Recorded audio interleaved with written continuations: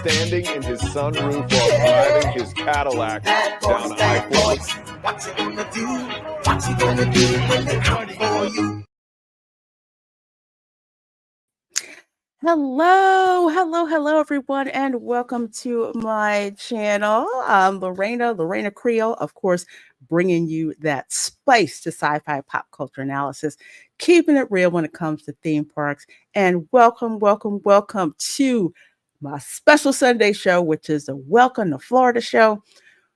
We have fun just laughing, cringing, feeling good about our life choices when it comes to the second craziest state in the union. So, of course, we have got a couple of crazy Florida man stories for you, but most importantly, we got to talk about it because it's in Florida and it's getting clowned thoroughly. And that would be that point of view video that Disney Parks released for Tiana's, I'll call it busted Bayou adventure. What do I mean by busted? Well, you'll see when we start going through the video. Trust me, you do not want to miss it. So with that said, let me get my panel in here. Culture's on vacation. Enjoy it. And you better not be watching the show, Culture. You better be relaxing. We have got Dadman Walking 55 with us today. And dang it, that is absolutely the wrong background, y'all. I'm a hot mess today. There we go. There you go. All right. Okay, that background. All Hey, right. Lorena, you're not. Yeah, hey, even on a hot mess day, you still are more organized than 90% of America is. So, hey. And also, always radiant as always. So, hey. Oh, well, thank you. Exactly. Thank you. Good weekend. How's your day been other than the hot mess part of it? Been pretty good weekend? It's been a pretty good weekend. I didn't get done nearly what everything I wanted to do, but I got a vlog out, so that's good. All right, awesome. There you go, content. And speaking of vlogs, I am so happy that coming in clutch. I did not expect we're going to be able to make it. I'm like, dude, this is short notice. We got Ron from Follow the Bradley's Fun channel on YouTube. How are you, my dear? I am better than my video, which is not working, but my audio is working. So here I am. It's just me, the guy with the star, not the rest of my family, as you see in the picture there. Oh, well, that is okay. By the way, Lorena, Virginia very much wants to meet you. She really enjoyed the last video that we all did together about talking about the theme parks. Yeah. So some point in time, we'll have to all meet up, dinner or something. Yes, we definitely should. So a lot of people don't understand my perspective. Having a wife from Venezuela, it's because she is from Venezuela, because we have a lot of family situations between here and there. We understand, I think, when it comes to certain issues, so much more than 99% of most Americans.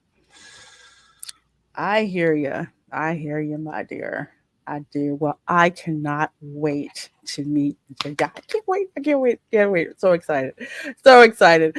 So let's see who we have got here in the chat. I see 29 of you guys in here so far. And right off the bat, thank you, Scott Westbrook, for gifting 5 Reina Creole memberships. I sure do appreciate that, my dear. Spreading the love around.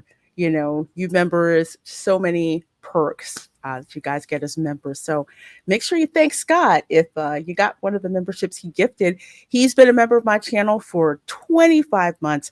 Wasn't sure if I'll make it tonight. Have a great stream in case I miss it. Well, thanks so much, Scott. Hope you're able to make it. I haven't scrolled through the chat yet, so hopefully you could make it tonight. And this has got to be Punk Trace. I can't read the first part of your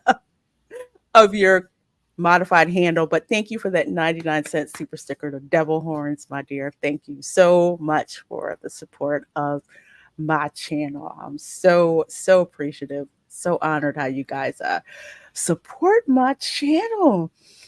So let me see. Hold on. Let's get through here and see everybody before we get popping here. We've got Penny in the chat. She got a membership waiting for her right after church. So thanks, Scott. Penny's very grateful. We got Keely Chow in the chat, one of my mods. Well, he's there a little early. Thank you so much. Let's see. Jerry's in the chat. We have got Steel Lake of History in the chat. We have got Northman JH in the chat. We got Terry Rose says, hello, friends. Hello, friends. There we go. Good to see you. Snort of Poopus, another one of my amazing mods, the polar bear from Pinellas County. Hello, humans and other critters. Hello. KB, how you doing? Says hello all. Well, good to see you.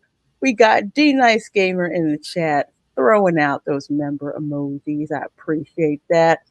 Dad, man, you're on the panel, but saying hail from the greatest union. Welcome to wait, the log ride is stuck. Hold our beer while we work on it.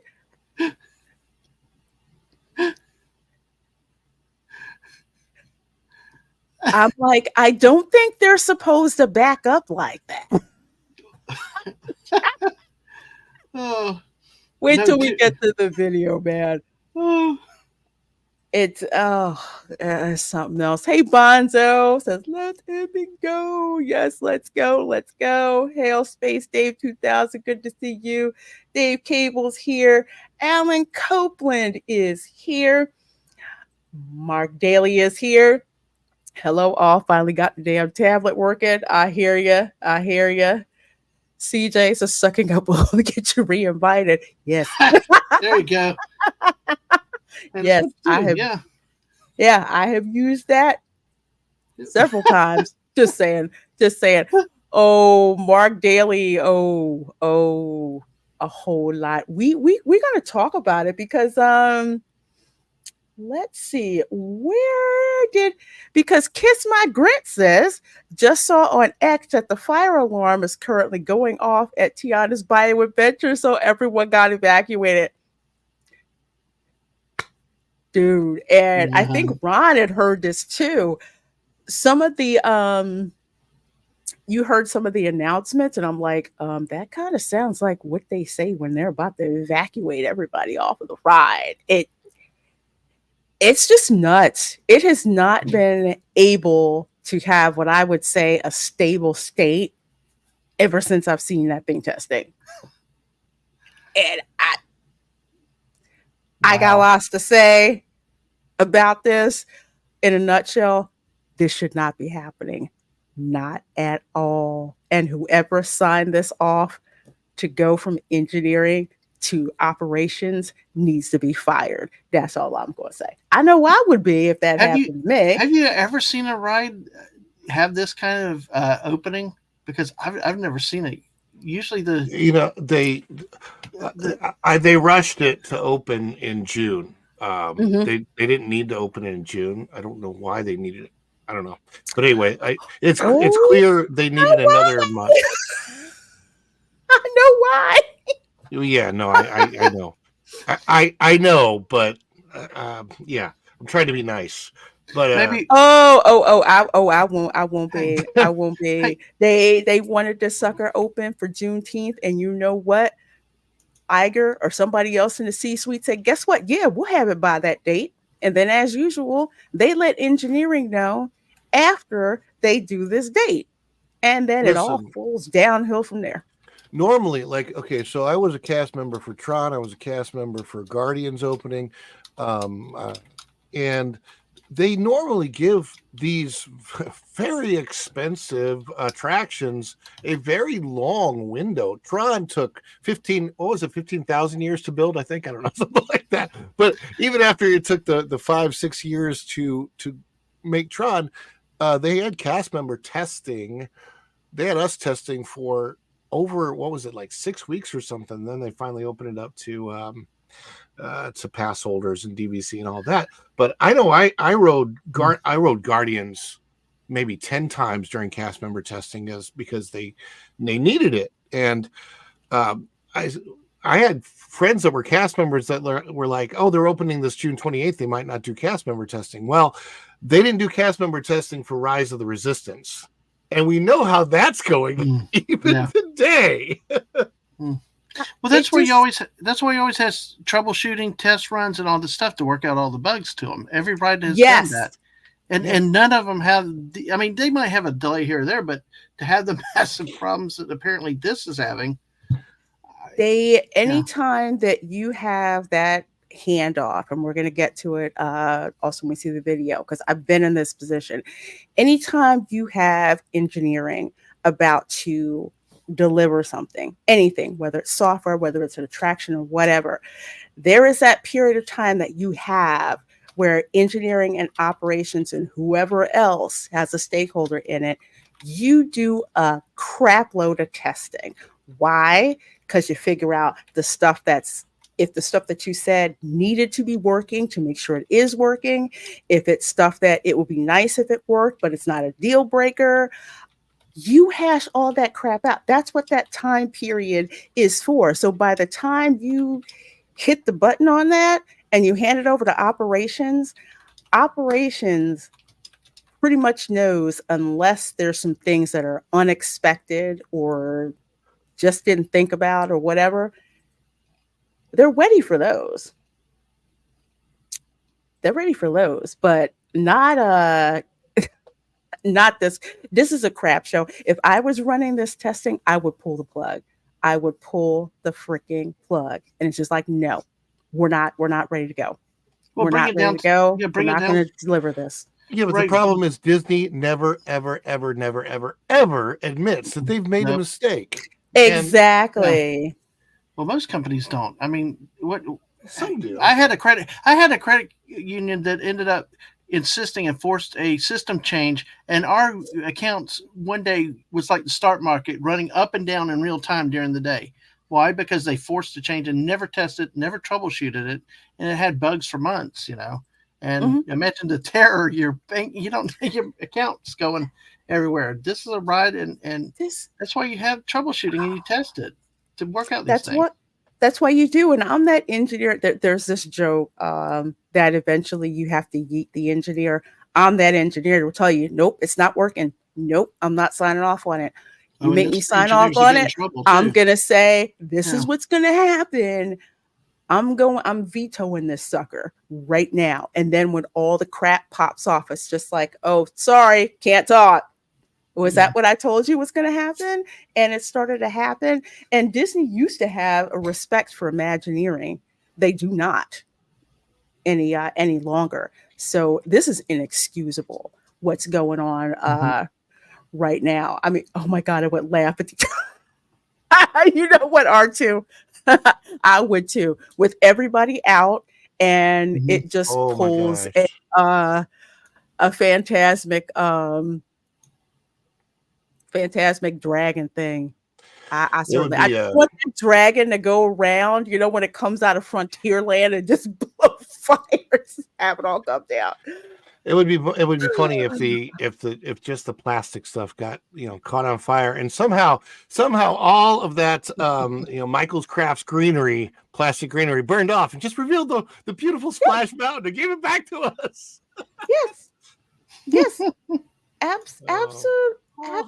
Absolutely. And yeah, even with how long it took for Tron, at least it worked. Yeah, for the most part, it worked, which it should have been, considering it was a dead-on duplicate. But it didn't have you didn't see trains backing up around each other or anything like that. So by the way, this is problematic at Disney across the board. So just for the record, I was on Grand Fiesta Tour. It stopped the other day, water ride. I saw today somebody posting Test Track. They were stopped outside for 30 minutes underneath the sun, that part of the track. Wow. There's something, I don't know if they just don't have enough employees right now to manage this stuff or what, but it is across the board right now in all the parks. Because we had the reports, I think you had it in the last year, Lorena, how you'd walk into Magic Kingdom just after opening, and 3 of the major rides are down at the same time, right? And within Yes. 2 hours of park opening. Or there Yes, was a lot bear. of or there was a bear. Oh, a lot geez.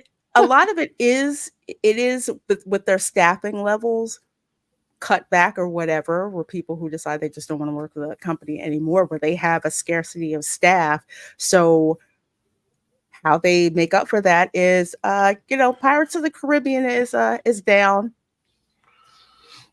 first thing in the morning, all not the time. in the middle of the day, not somebody got out of the boat who wasn't supposed to and stepped on something. Mhm. No, first thing in the morning, they're like, yeah, it's down. We don't know when it's going to come back up. And I'm just like, man, I know you have a job to do, but this is not it. So you're going to tell people who spend all this money to come to these parks and the e-ticket attractions. I don't remember ever in my lifetime.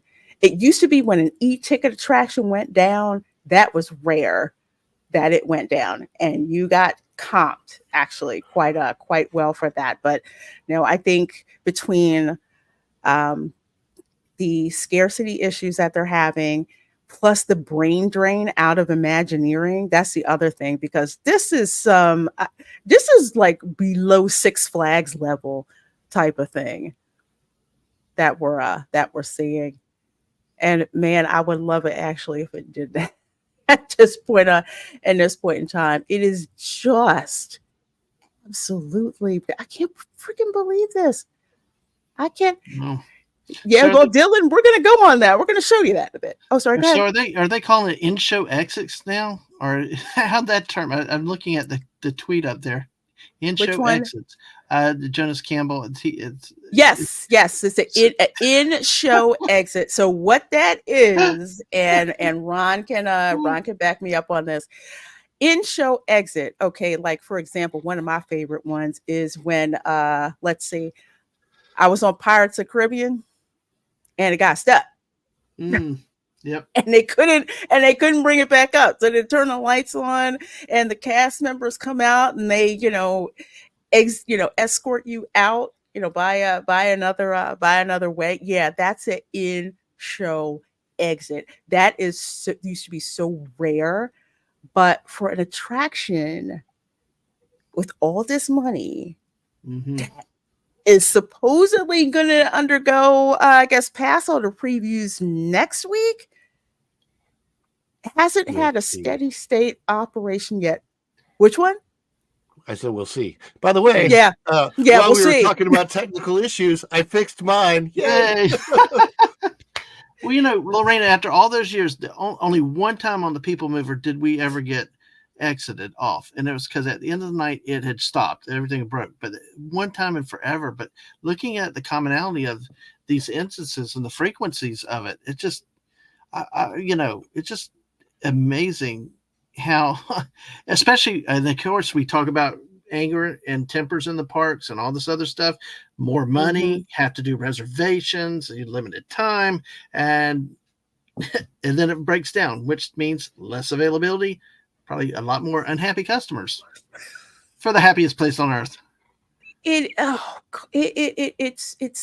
so is. And Mark Daly, good comment, said, but that's the problem, Lorena. Disney and Boeing aren't run by engineers like you.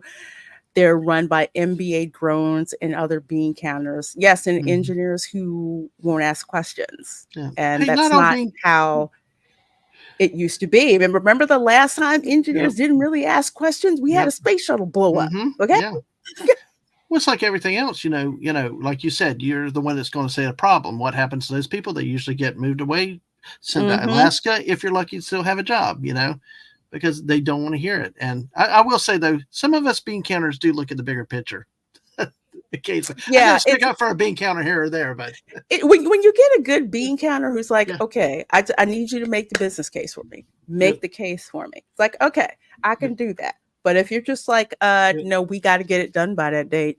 I don't care how much overtime you have to do. You need to get it done. It's like, it's not going to happen. I don't care. We want a good product so the lawyers don't get involved in it long run, that's another thing that I'm going to say, since I've been chronicling this for at least 6 weeks now. I've been out there twice a week, the Magic Kingdom at I keep wanting to call it just Splash Mountain. So I can't get that out of my head. But anyway, I've been there at the mountain, Broccoli Hill, for at least twice a week, sometimes 3 times a week for the last 6 weeks, and hours a day. I spent 10 hours out there on Thursday. And the weirdest thing to me in the run up to this is that there were lots of times when I was out there that nothing was going on. Not yes. And I'm like, okay. So honestly, at the end of April, I thought, okay, there's so little going on. I guess they're maybe not opening this until August or September. Because I know Disney's language, they could open something in September and still call it summer of 2024. Yes. So I kind of had that in mind, that maybe they're just, it's so casual. And then when they announced the date for the opening, I'm like, they look like they have so much left to do. And now they really look like they have so much left to do. I mean, I guess they're almost there. Almost there. Not from what I can see. Not at all. And yeah, Darth Plato, this is the thing that I want to bring up. They wanted to have this out by Juneteenth. I remember when they announced the date for Tiana's Bayou Adventure, they said summer 2024. I'm like, okay, so that's probably going to be like what, end of August, right before September? Because I'm like, I don't see this sucker opening in May. That's way too early. But I think this is exactly it. They wanted this thing to open on Juneteenth because, as usual, Disney wanted to virtue signal, which is why this whole thing was overlaid in the first place and pretty much destroyed. This is why. And it's the classic example of you get some clueless executive or clued in executive that puts out a date, doesn't contact Imagineering, doesn't contact operations. They just put the date out there and say, you have to do that. Game developers, they do that all the time. You know, some executive says, yeah, we'll give you the game by such and such a date. Didn't ask anybody else. Yeah, did you notice that they put the date out and then it was they had somebody had to juggle for scheduling for previews, because normally when they put the date out, they list the date with all the previews, and it's usually a good 2 or 3 months down the road, like it was for Tron. But boy, this, and I think Guardians did that too. Guardians was like, okay, we're opening this day. It's like 2 months from now. Then this is when all the previews are going to take place. It was really interesting. I remember they started the cast member previews for Guardians before they opened the queue. The queue was still being worked on, I should say. And so that was interesting for me because you've been on Guardians plenty of times, Lorena? Yes, I have. So after you go through the pre-show and you're walking up that ramp that is just like Haunted Mansion, where it kind of corrals everyone into that skinny little hallway. Yeah, and cattle shoot. Right. Okay. So that corner right there, there's a door. There's an emergency exit door. The first time I ever rode Guardians of the Galaxy, that door is the one I came in. So I never saw the queue, the pre-show, any of that stuff. It was the very first time I went on the ride. So I came in that door, looked left. There was a hallway. I didn't know what it was. But then I went straight to the line and the ride. And it broke down the first time I was on it a little bit. It wasn't a huge, actually, it was funny because the breakdown for that ride actually made it better because I didn't know what was going to happen on Guardians. So get on Guardians the first time, we go through the first part of it, and the ride, the vehicles turn around like we're ready to go backwards. And then we just sat there. The whole ride went dark, like just dark for 2 minutes. Maybe 3 minutes. We're just sitting there. We didn't know what was going to happen, right? And then without the warning that usually comes, where there's a warning that says, attention, ladies and gentlemen, the vehicles will begin moving in just a moment. Now, there was no warning. The light came on and we shot backwards. Nobody was ready for it. Oh, the slingshot portion? Yeah, right. Wow. But it was, but let me tell you, I had not knowing what the ride was going to do. That was actually a blast for me. It would have scared the living heck out of you. Look like Hans Gruber falling off Nakatomi with that look. surprised. No, but yeah, just think of all of that testing. Okay, so they're working out the glitches with cast members because if anybody's going to die in the ride, they want it to be their own people first. Of course, we like to sacrifice. But let me ask you a question. Let me ask you a question here then. Okay, this ride was based off a ride that had, Splash Mountain had its problems. It had technical difficulties at times, like every ride does, but it did not have massive breakdowns and backups. What did they do to it? It would just seem like you just slap a new coat of paint, change the ride, and mechanically it should still work with no big problems. I don't think it's the ride mechanics. I think it's the animatronics. I heard the message that I heard the other day very loudly. I have it recorded. It's in my video where the message comes on. It's not Louie's pre-recorded, hey, the ride has temporarily stopped message. It is like a cast member saying, please be aware the animatronics are about to start up right now. Make sure you're not anywhere close to them. So like that. And so I don't know. I'm sure that is absolutely one of the problems because I have confirmation of it. However, the ride system for the water and the splashdown, all of that should be there already. You're absolutely correct. So it's there. But one of the things that I suspect, and I think Pro had actually said the same thing, is an infrastructure.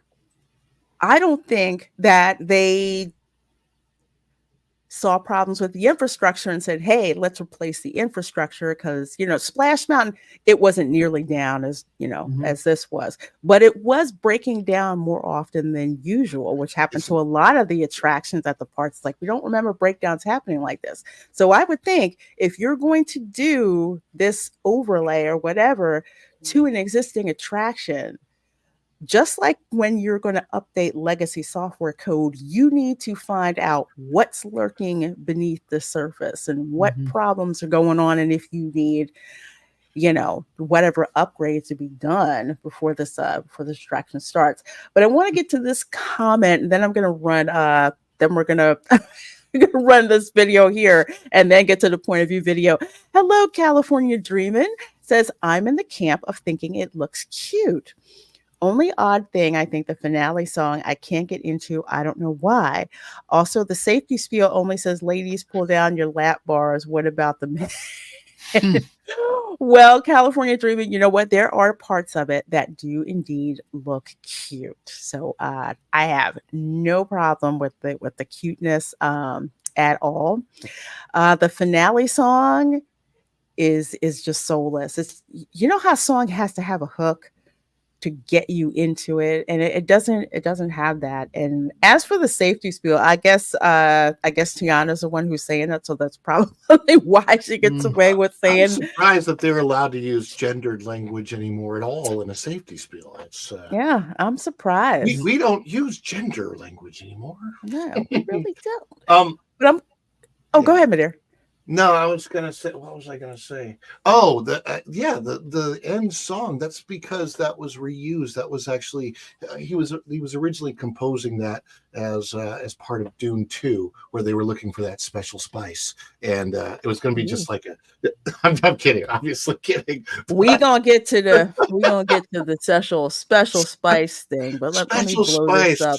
Special spice. Very ironic. This was our second lap, and the work lights came on, and we stopped at this point, and we've been here about 5 minutes, and they just turned off the music and said on the PA that cast members will be by to evacuate us momentarily. So yeah, that's an in-show evacuation when they send the cast members to come and get you out. This is, I could see this happening during, user testing between operations and Imagineering. You expect that type of thing, but not when you're in like alpha tests, not when you're doing previews. If I was a cast member, I'd be pissed having to sit here and look at this. I have to be honest, this is the point in time, if Disney did admit to mistakes or however, it would be wise marketing to have Josh tomorrow come on, do a quick YouTube video and say, Hi, everybody out there. We just want to let you know and reassure you that the Tiana's Bayou adventure is in testing right now. And of course, part of that testing is working out all the technical glitches as we, put this ride into operation. So you're probably going to see videos online of the ride shutting down, breaking down, this and that and the other. I don't know what exactly the words are, but it would be intelligent of Disney to, get ahead of this as far as PR is concerned, and let people, at least say something about it, because they're the ones putting out the POV video.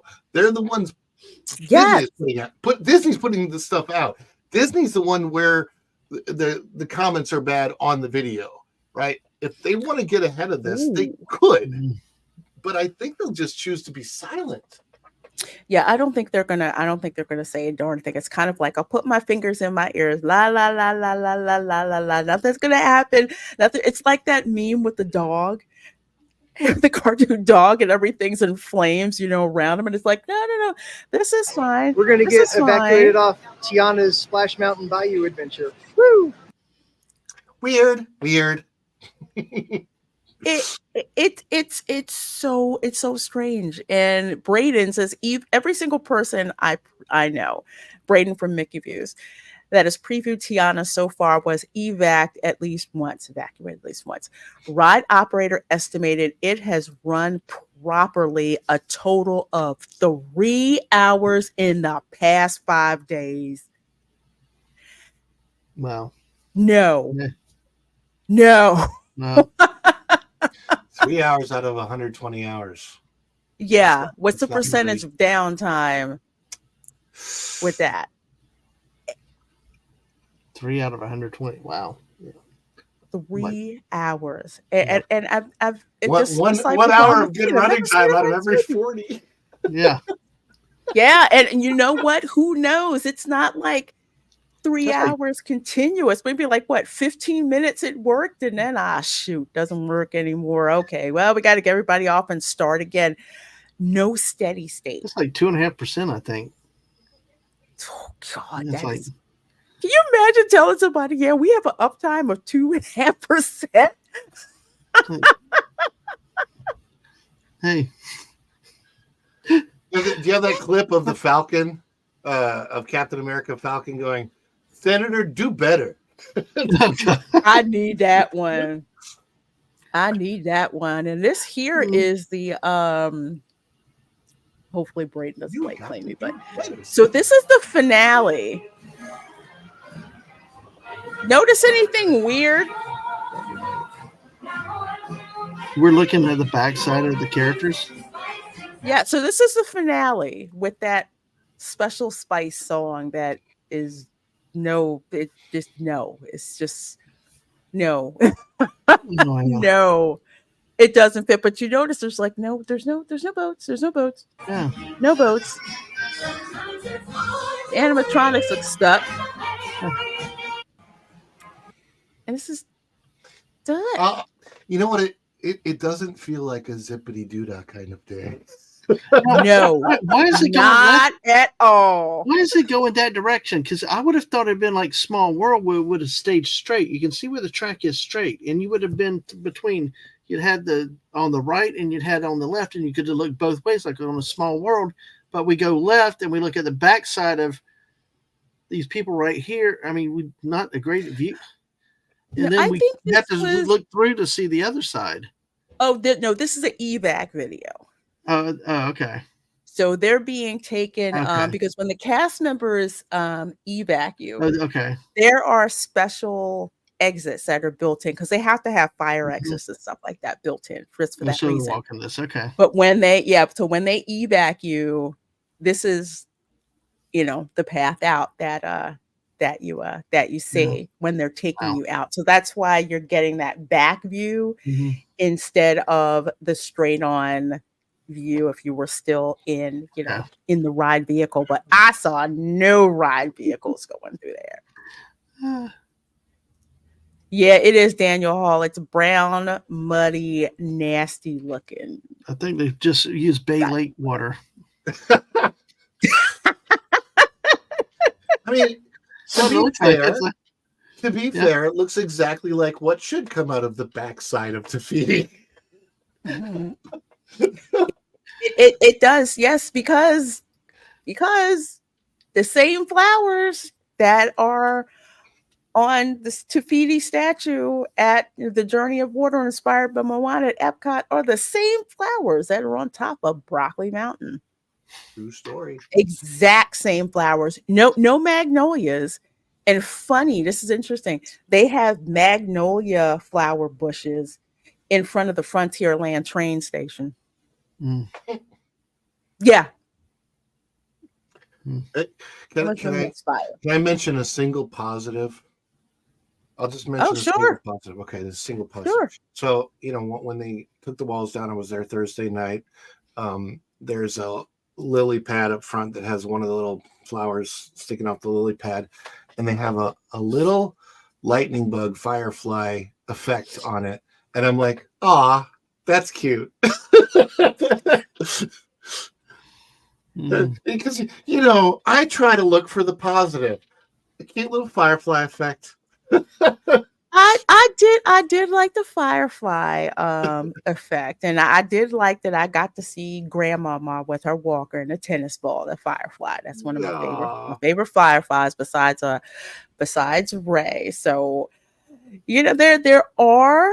there are some good things that are in it, but then again, a blind squirrel finds a nut at least every now and then. So I mean, I don't know. Broken clocks right twice a day. Yes. The best arguments that I've seen online are those people like me. I'm a fan of Tiana. I like Princess and the Frog. I think somebody was saying their niece was like huge. Oh, it was Clownfish. The lady from Clownfish, she said her niece, Tiana's her favorite princess, and she watched this video and went, because if they wanted to do Princess Tiana justice, she needed her own new attraction, period. It's really that simple. And Splash Mountain, if they wanted to give Splash Mountain a makeover, there's a dozen and a half. One of the cool ideas I saw was to make it a Muppets attraction, where they're playing what's Kermit the Frog song, Over the Rainbow or whatever. I mean, the Muppets, Pocahontas, there's all kinds of different possibilities for them to switch over Splash. But it's a lot of it comes down to money. Disney does not, Bob Iger doesn't want to spend money on anything but buying Fox. You know what? Yeah. Because it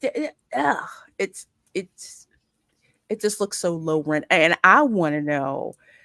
And you'll hear me when I do this when we do commentary, and I throw these zingers in while we're watching the POV video.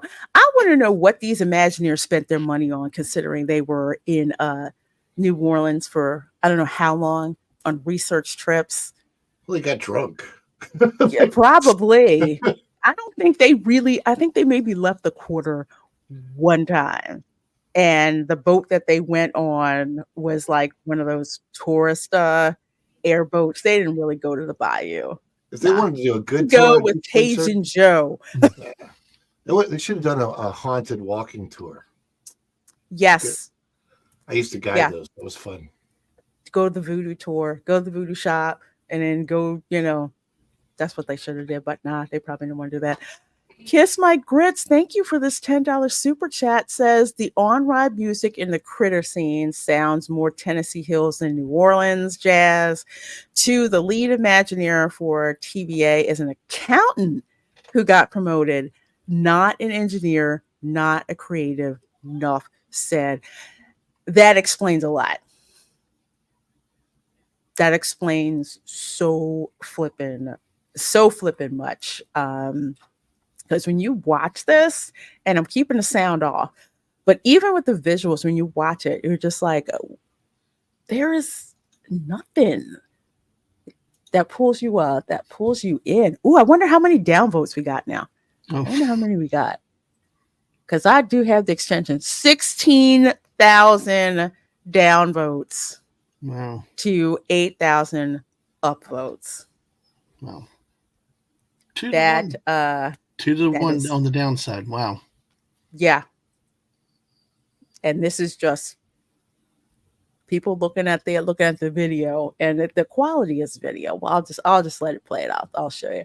I'll stop moving down. So first thing they do is they start with, it's not the whole attraction. So here they are going up the hill. Okay, so over here to the right, and I don't know what it is about Disney releasing footage of attractions at night. You hardly see them during the day. I think the only last one they did really during the day, I want to say, was Guardians of the Galaxy, possibly, but Tron, the promos are doing at night. Same thing with this one. So this is the water tower, or is it the Salt Dome tower? I think it's got the little crown on it, with the two fireflies, and just says Tiana's food on the front, and on the back it says never ever forget what's really important. I think they should have taken their own advice when it came to this. Are the downvote spot? No, California Dream and I do not believe they are bots at all. When I would say for other things that go on YouTube, for other shows or things like that, I mean, as much as logical as it is for people to upvote things by 2-to-1, the opposite is also the same. And I'm very much inclined to believe that. Building a swamp isn't that hard. 372K views. Most people didn't even bother to care. Yeah, put this in perspective of how many millions of hits did the Deadpool and Wolverine movie get? How many millions of hits did the Jenny Star Cruiser video hit? Yeah. Yeah. I'm just saying. Yeah, it was just... Yeah. I mean, the fact is, Splash Mountain was the most popular attraction in the world. It was a beloved attraction. It did not need to go. No, it didn't. It didn't. And I would, and here's my thing. Here's my point of contention with Disney on this. This is a reskin that no one asked for. I would have given them much more credit if they're just like, you know what? We need to plus it up. Truly plus it up. And I think that's the crux of where my anger comes from. You're going to truly plus it up and do it. But no, they come out with the narrative of it being problematic, and this is why we have to change it. And then you have the Story Matters group. So it's like, okay, so you're doing it just, It is one more thing. It's one more thing. We've also just recently had the redo of the Country Bears with the modern dress and, changes there. We've had, like you said, all these things about problematic and changing it. And it became one more property that got, caught up in the middle of that. And they used, instead of just saying, hey, we're going to change it for the movie, but it's like they started justifying, they're saying that you protest too much. If you're going to do it, just do it and say, hey, we want to do it. Don't defend it, whatever. Just let it stand. Say, we did it this way, and don't bring in the politics. Just say, this is what we did. We got a princess. We want to make her the emphasis instead of getting sidetracked on all the other issues. They kind of brought it in and made it worse. But, the logical fan, like you said, this was one of the most popular rides. I know my nieces, first place they'd go, this ride every time, even if it was January, Yeah, remember it was the mountain. It's like the mountain thing that you do when you go to Magic Kingdom. The top tier was you went the Splash Mountain, Big Thunder Mountain, and Space Mountain. Depending on if you went right or if you went left, it depended on which one you were going to do. But you had to do all three of them, and it was constantly. It was so freaking busy. Sea of people over there. Except in January. Have you ever ridden it? Did you ever ride Splash Mountain in January? Like when it's 40 degrees? Yes. All right. Yes. Yes. Okay. I got talked into that. Oh, yeah. Oh, come on. It's got to be a great experience. I'm just kidding. Yeah, but nothing like January. I got splashed before before it even, when you go around. You're like, "Ooh." I got splashed because the door log came down and splashed me, and my sister laughed at me. It looks like they have taken a lot of the splashing element out as I was watching the ride. I know when you went down the hill before, there actually was water that shot up out of the sides and yes. And when you were at the bottom of the hill, more water would come in. And I kept looking as I've been monitoring this over the last 6 weeks. I'm like, when are they going to add the splash in? Because I think that's something it hasn't happened. So I'm assuming that they've purposefully making it so that you get a lot less wet. That at least that's the way it seems. Like, I mean, obviously you're still going to get wet. I think they've taken it out where you're going to get completely soaked. That was the appeal of Splash Mountain. The whole thing, you are going to get soaked all the way down to your underwear. That was part of the fun. You knew that was, that was going to happen, and you kept seeing the signs. You will get wet. We're just like, yes, we're counting on that, especially in the summer in Florida when it's hot and sticky, and that's like the best thing to go on. And it's a thrill ride. It's just like incredible, insane, amounts we always amounts of water. You know how everybody wore the garbage bags and stuff to stay dry? We always laughed at them. It's like, what are you going on a water ride trying to not get wet? Embrace it. But now it looks like they may have taken it out. Wow. Because see, to me, that changes the whole complexion of the ride. Now you're just going to sit in like it's a small world on a mountain, I guess, or in Broccoli. I'm still dying over the name Broccoli Hill. So. I think it does. It does. It looks during the day. It looks like a giant piece of. I would say to be fair to people, the first time I personally saw the Tree of Life in person, it looked like a giant upside down broccoli spear. It's just got that shape to it. So maybe I just see broccoli everywhere. I was going to say, at least with the Tree of Life, you had all the cool carvings and stuff in it. That's interesting. The Tree of Life is fantastic. I'm just saying that, like in my mind, I'm like, oh, it kind of looks like the shape of a broccoli spear. That's not like this mountain. This mountain looks like somebody came in and said, "Okay, guys, we gotta take this and make it look like it's not a mountain out west." Like Chickapin Hill, or I think it was supposed to be Georgia. But they said, "What are we going to cover it with?" Yeah, I got a whole bunch of bags of unused broccoli. I'm not doing anything with. You can use those. Okay, dump it in, and that's what happened. And that's the thing with looking at this like a hill. Bayous do not have hills. You should be seeing tons of cypress trees. Right. And that's it. There are no hills. And you float by this part. Of course, you've got Tiana and Naveen here as frogs. And what you can't see to the right, because remember there used to be all of those briar patch thorns and everything. Yeah, because you saw that as you went by, like, oh shoot, this is gonna be so freaking awesome. There's a wall of grass now. No, there was a build up of the ride before. The whole point of it was like this anticipation, this fear. You're chasing by a rabbit. Is the fox going to get him? This and that and the other, and then the birds at the end before you went up. It was this ominous. Oh my god! Yeah, the Undertaker vultures. That anticipation was part of the thrill of the ride. I mean, the storytellers of that ride, they knew how to evoke the emotions they want out of the guests that were going on the ride. Those emotions being the ominous as opposed to the joy and that laughing place that you get. Oh my gosh, this was going to happen and we got out of it and now we're in a laughing place. This is great. Now it's a zippity-doo-dah day. That's not. Now it's like, oh, we splashed down into. I don't know where we are. Just crickets. Literal crickets. Literal crickets, yes. Literal crickets singing almost there, which is kind of cool, but I was like, okay. When the birds are doing it. Yeah, it is. And this is also, and yes, I am being very, very nitpicky.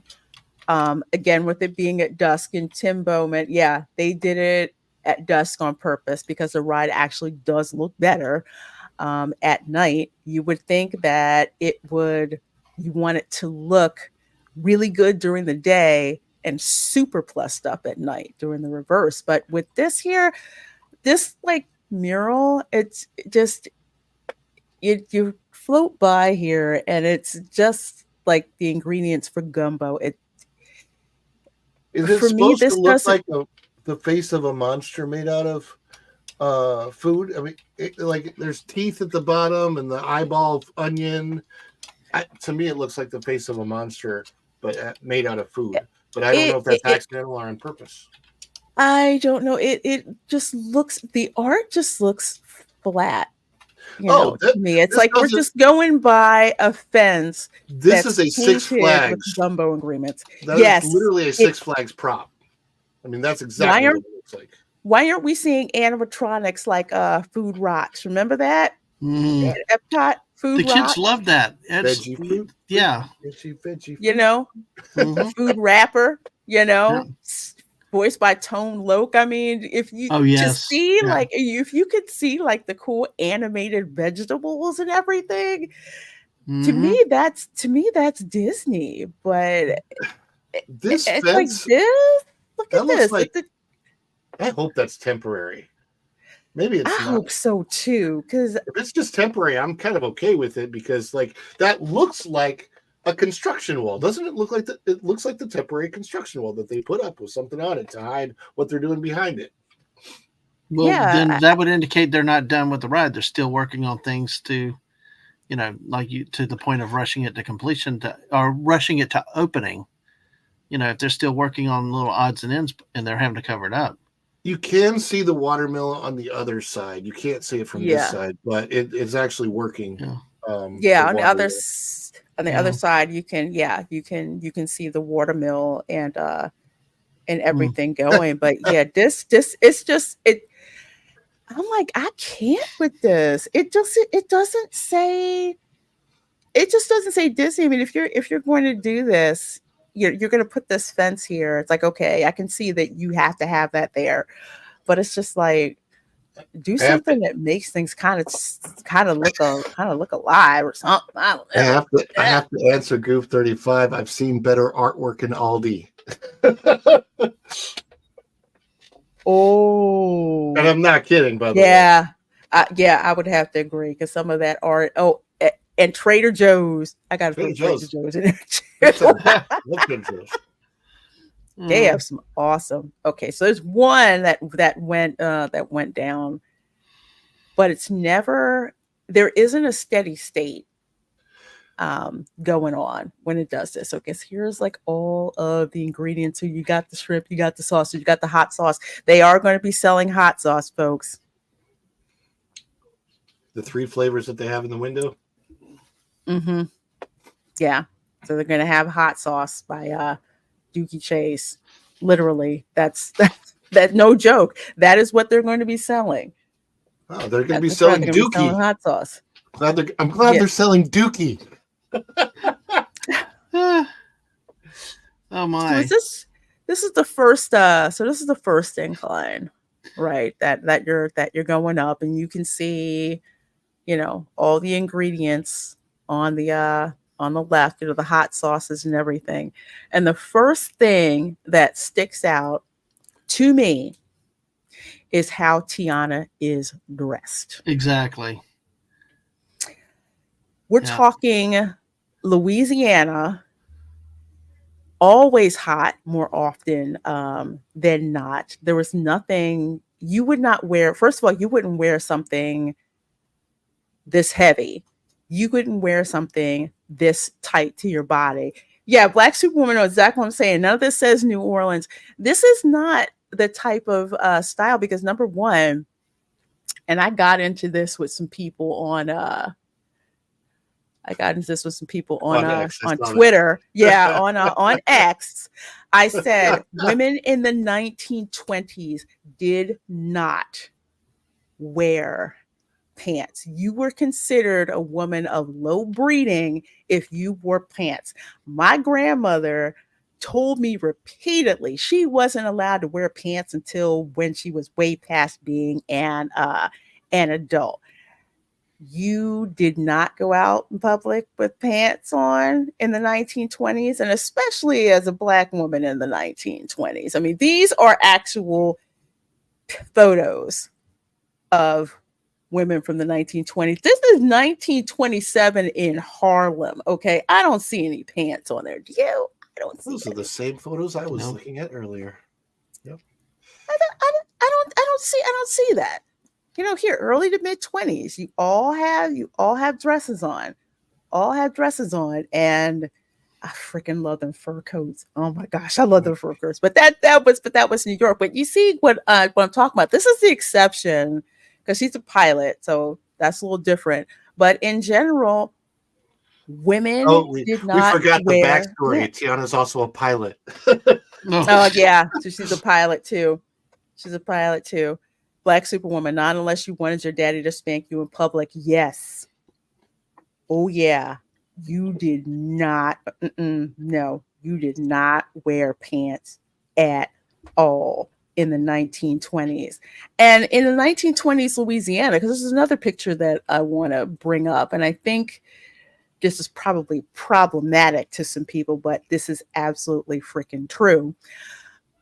Women wore, even when they wore skirts, they were long, but they were loose cotton. This is the type of stuff that you would wear working in the 1920s out there in Louisiana harvesting. This is the type of thing that you would wear, or you would have a big, huge bonnet, which my grandma would say, big wide rim bonnet that you would have on to keep the sun off of you. You're not wearing pants in the 1920s. Yes, I know there were women who wore pants in the 1920s. Usually those were women who were upper class progressives. But at this point in time, folks, women, you only wore pants just to stick it to the patriarchy, so to speak. A lot of these people don't realize that these types of clothes also are very breathable. They actually cause an airflow, and when it's hot outside, they keep you cool. It is why when you're like, I lived in Israel for a while in the Middle East, everybody, men, women, everybody wears, obviously the men don't call them skirts there, but the robes that they wear, those types of things in the hot desert actually keep you cool because they keep air circulating inside your clothes, between the clothes and the skin. And it's much more comfortable than a t-shirt and shorts. Yep. Surprisingly. Absolutely. So it's like, it cracks me up. There's all of this wonderful fashion from the 1920s that you could have done, but instead, and I'll bring this up too. I have to show you this. So yes, where did she go? I just saw her. Sorry, I'm making everybody dizzy. Here we go. Gladys Bentley. Okay, she's a performer. So it makes sense that she would do that. That's a show. That's not in social. That's a one-off that was socially acceptable, but no way that did not happen. So it interests me and intrigues me that if you're trying to make an attraction that is culturally relevant, how come you Imagineers who spent all that time in New Orleans didn't go pull up archive pictures and see how people dressed? She should be dressed like she's from Little House on the Prairie in a way, with the shirts and the long float, the long if cotton anything, shirts. She looks to me like she's on a safari or something. It's just not in that time period. Exactly. And Bucky's crafting is exactly right. Women only started wearing pants during World War II when they had to take over a lot of the men's jobs. It wasn't safe to wear skirts on a lot of those jobs. Yeah, it's you can see the insert here, and it's not accurate. It's not culturally accurate, and I'm not going to let you get away with it, Disney. Okay, not going to let you get away with that. She looks like she's dressed for Explorer the Indy Ride. Yeah. Yep, exactly. She looks like a safari at a safari adventure. She does not look like she's a woman in the 1920s in New Orleans. Environmentally, that would not have worked. She'd freaking pass out. She's Indiana Jones, is she? I think she's trying to be. Hey, why not? Wouldn't hurt. Couldn't be any worse than what they came up with. And that's what, and I'm like, that's what I don't like. So, oh, wait a minute. Okay, so you go up the up the hill. We're gonna go up the hill. Let's go up the hill. Go up the hill, and look at this sign. What? Yeah.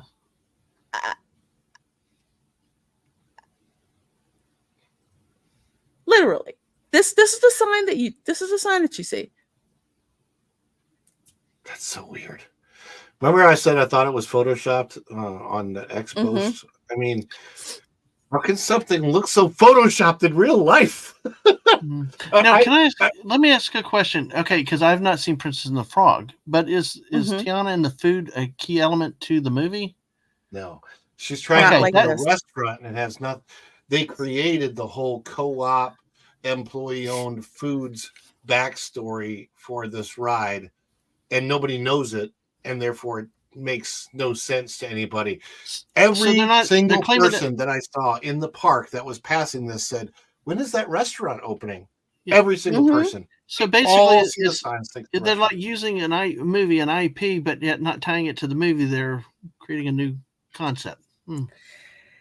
Yeah, they're like picking and choosing what they want to do. Like the whole thing of Tiana's Foods is and yes, it is a Marxist idea. We'll bring it up.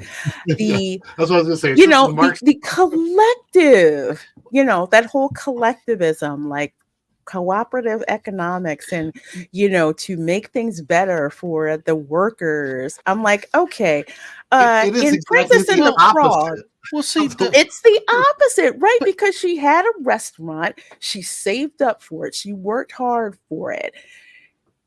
That was the outcome of Princess and the Frog. She finally had Tiana's Place restaurant. She would have employees working for her, not employees as co-owners. No, but it's also the antithesis of the way Disney itself operates. It's got to be one of the most hypocritical things I've ever seen, because Disney is, in the sense that communism is a dictatorship, that's the way that Disney operates. But yeah, Disney, they definitely hate the unions, which are in Florida. They've fought against the one in California. I think it might have just gone through for the entertainers. But as a corporation, this is the antithesis of everything that they do as a corporation, because at least until... I think they're still about profits. I could be wrong, because they seem to be trying to not be about profits, but I don't know. The whole thing, it's so convoluted, but also because I think this is what happens because of these ideas, these convoluted ideas, where people who are in these creative positions, these executive positions, also have such a strong worldview. It detracts from what is actually good product in the end. And then you end up with signs that look like this, that not only do people not know what this is about, but it's a crappy sign. It looks like Sesame Street. But let's not even get into the world politics, but is there another Disney ride where they invoke the IP, then they take a right turn off to the ending is not even related to the story? It's like we'd have Snow White's ride ending at a used car dealership, or sleep. You see what I'm saying is, what if you're going to tie the IP in, why not tell the story of the movie? That's where I'm confused. Why would you even? You're saying you need to tie it into the Disney product. This is the first Disney type IP ride I've seen where the ending doesn't even tie to the movie. Well, Guardians doesn't tie. Okay, so the Guardians ride is not really what happens in the movie, but it makes sense in this because we now have a whole bunch of Guardian stories out there, right? Like not just from the comic books, but from the movies and the television shows. There are a number of different Guardians stories. So when you go on that ride, you're just getting a different Guardians story. It's a story that they could have put on Disney Plus, and it would have fit in with the MCU just fine. But this is not that. This is carrying over to something that I don't even think it's in character necessarily for Tiana. No, it's not, because I would think that if you're going to do a ride that's a sequel to the film, I want to see what happens to Tiana's restaurant. You know, what if competitors moved in? What is it she had up her game? Okay, we got to change, you know, the menu or whatever, something that ties in to, you know, to the original film. But this here, let's see, we've got dancing okra. Woohoo! We've got Gee. dancing okra. And Northman is right. Co-op in the Deep South around Great Depression. Now that is the fantasy. Not happening. Not happening. So I guess we're supposed to be happy that there's dancing, you know, okra. I look at okra and all I think is really snotty, slimy vegetables. I don't put okra in gumbo, so y'all wrong for that. Celery and here's the other thing. They're talking about gumbo in this. Gumbo has so many cultural influences that should be the true crux of the story, because in the first movie, her father talks about food brings people from all walks of life together, and gumbo has so many influences: African, Native, Spanish, French, all of that, you know, together. But we're not hearing that story. Here we go. Why did I skip? Okay, so yep, there is lost my place. But anyway, you can see how it's like. Why are you bringing up Navi River Journey? Yeah, I didn't. Thank you. I thought it was just me. That's so cool. We're transported to Animal Kingdom for like 2 minutes. I mean, at least with Navi River Journey, at least the queue, and I haven't seen what the queue looks like, obviously, yet for Tiana's Bayou Adventure, but at least with the queue from the V River Journey, you're going through all of these different places. So the queue, you have an idea of what's going to go on, and you know, and what's happening and all of that. But with this, the Navi River Journey, for people who don't know, over in the world of Pandora, is the most boring boat ride you will ever go on, that ends in a really amazing animatronic when it's working.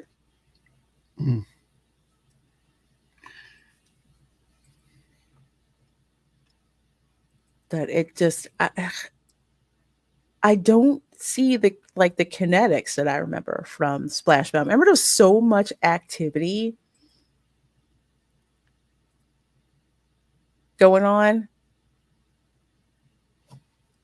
I thought it was just me too. Nivea, so they copied and pasted. Yeah. Even if they were going to do this, again, even the people talking about it saying that the biggest missed opportunity is to not have told some version of the story of the Princess and the Frog, where perhaps we as the guest or the audience actually got to be part of Mama Odie's or whatever special assistance at getting them back to become humans, because that going up the hill with Facilier. Are you ready? Are you ready? With all the voodoo in the shadows. And I mean, like that, what a missed opportunity that was. Totally missed opportunity. And where the vultures should be, or used to be. Man. You know, can you imagine? Can you imagine that's him, and that ending, you know, where he blows the candle out and all you see are, that would have been perfect. And then you go over the hill, you know, because you don't know what to expect. But that was such a freaking missed opportunity. Yep. But I'll say The Lewis animatronic is actually pretty darn cool.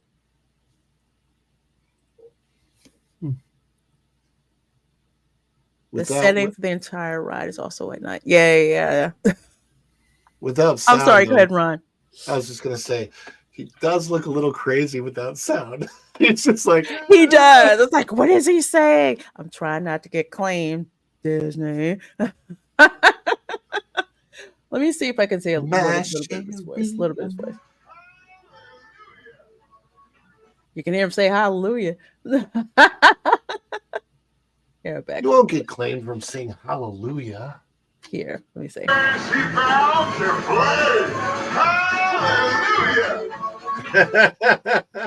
I do like Lewis.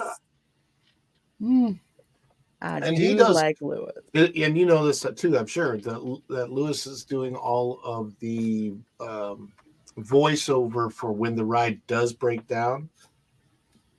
So it's the messages come on in his voice. Just hold on a few seconds. We're going to get this ride up and running for you. Hold.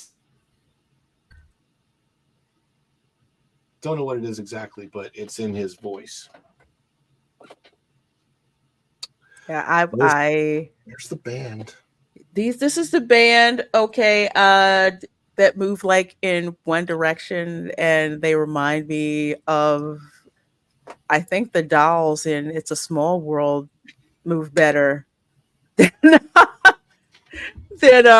these. I was just not impressed. Pamela Dunham, there are no drops. If you're going to go through the bayou, it is flat for the most part. So named Bayou Adventures does not mean thrills. No, it's just, boat ride. Theme park. And Theme Park Casual, good seeing you, my dear, says the premise of the ride feels Disney Channel preschool level. Tiana, where's the rabbit? Awkward pause. That's right, you did it. I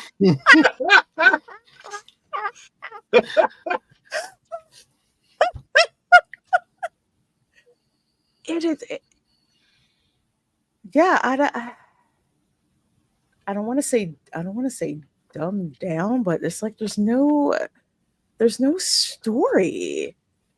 So when they reimagined this, was the idea that they were making it for little kids?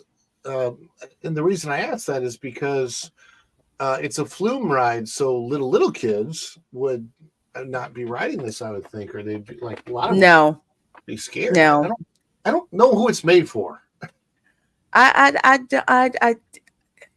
think it doesn't make sense, because if you're making this like a preschool ride, that's your audience, then you should have modified this attraction so that there was no height restriction.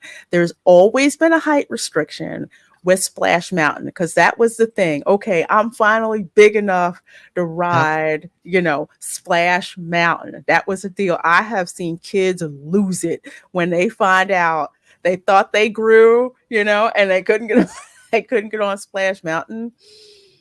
But that's ridiculous. You're going to make this ride geared towards kids, and yet there's going to be a bunch of kids who can't they can't ride it. Goofar35 says, can't complain about the characters in general, but that is likely where most of the budget went.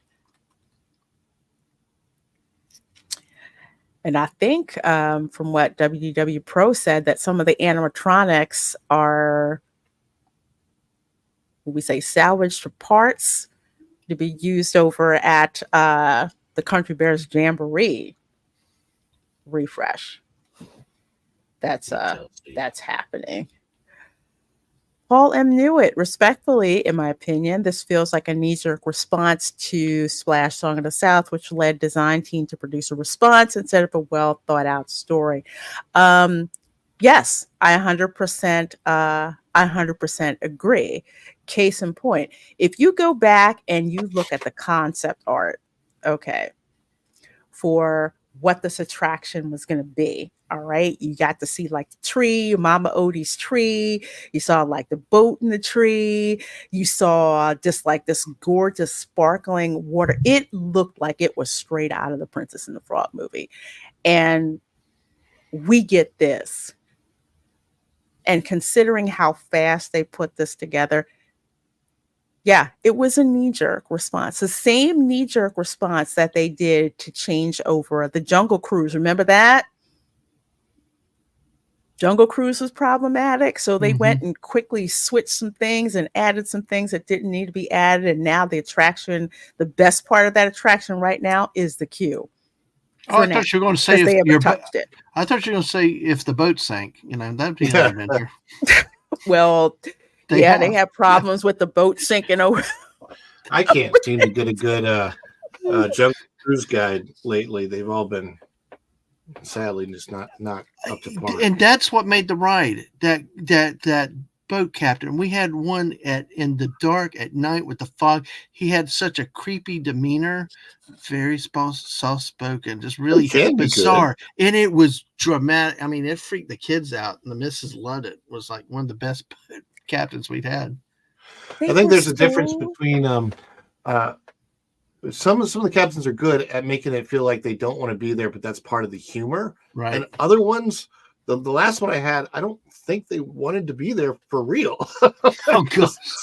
No, dude. I think in one of my live streams, the one where they had to keep telling people that the posted wait was like 20 minutes longer actually than what was posted. But anyway, they had to call two skippers to the dock.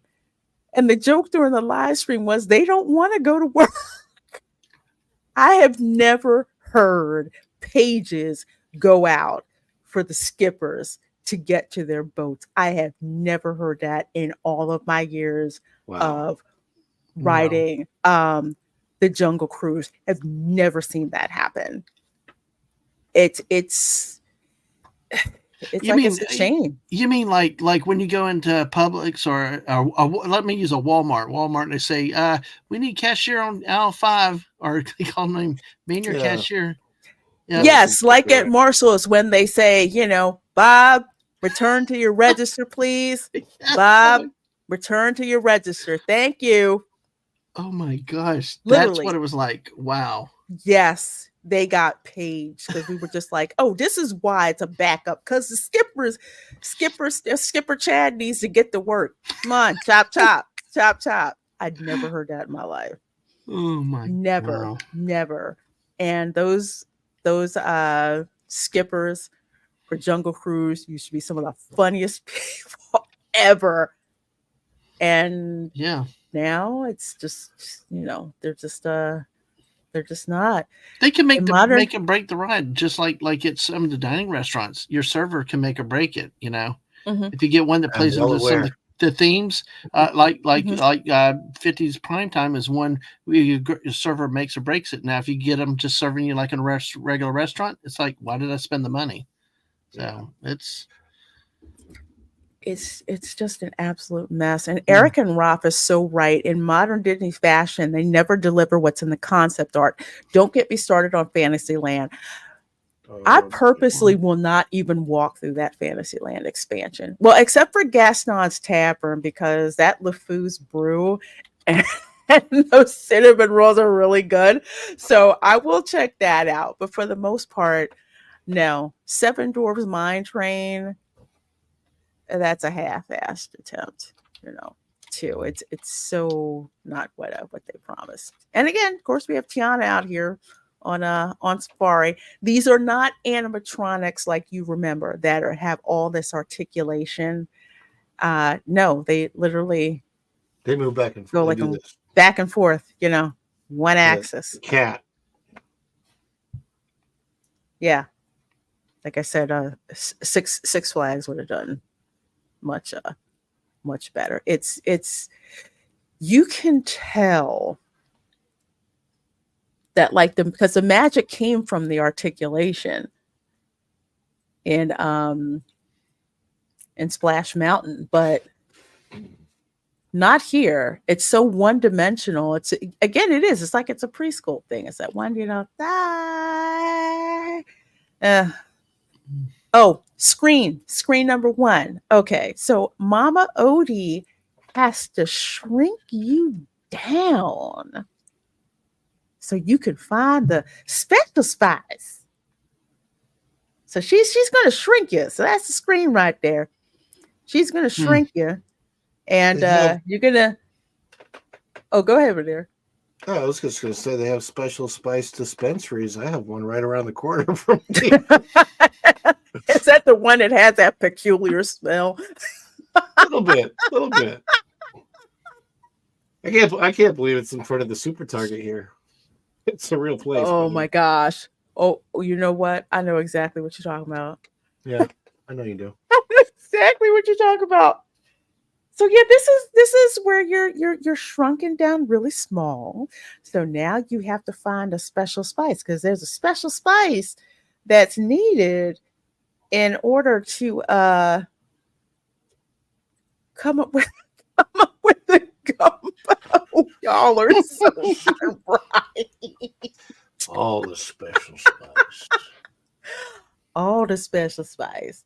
So yeah, you come through here, and this looks like something out of Alice in Wonderland, not Splash Mountain. I halfway thought this was going to say "Drink Me" on No, on they got this from Honey, I Shrunk the Kids play area over at Hollywood Studios.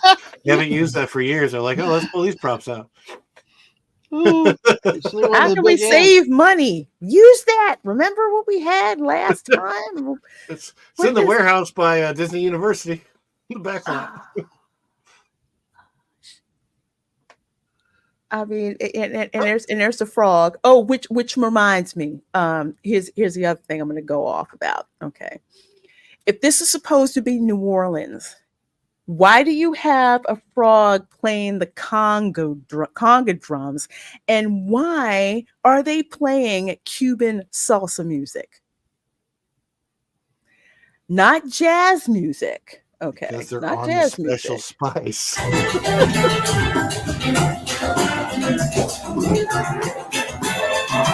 That is not jazz. Oh, sorry. How? Do they need a geography lesson or something? Yeah, your look says it all. Wow. I mean, I know there was a point in time where, New Orleans was a Spanish colony.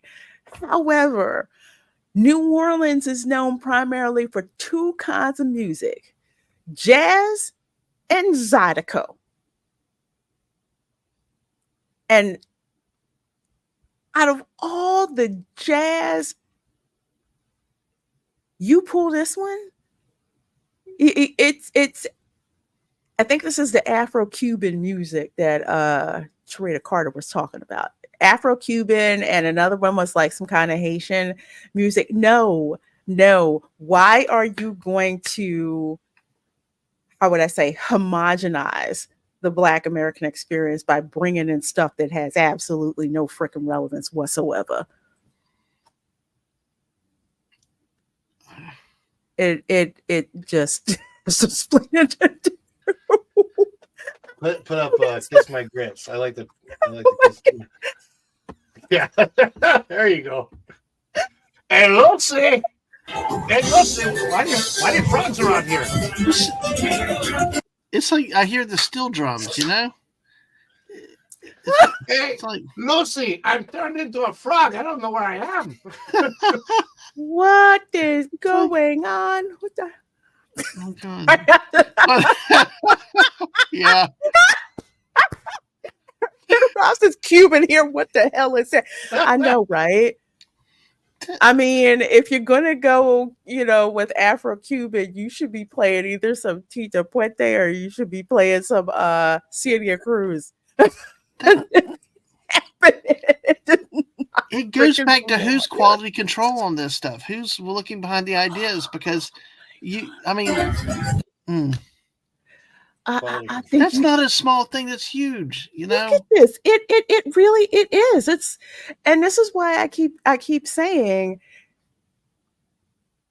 if they're supposed to be respecting the culture, how disrespectful is that? Like, if I expect to hear some New Orleans jazz and you're playing Cuban salsa music instead. considering it's the other way around. American jazz influenced Cuban salsa. It was the other way. Not that way. So it's me. Tell me we're not. So we're listening to the Afro-Cuban version of Dig a Little Deeper.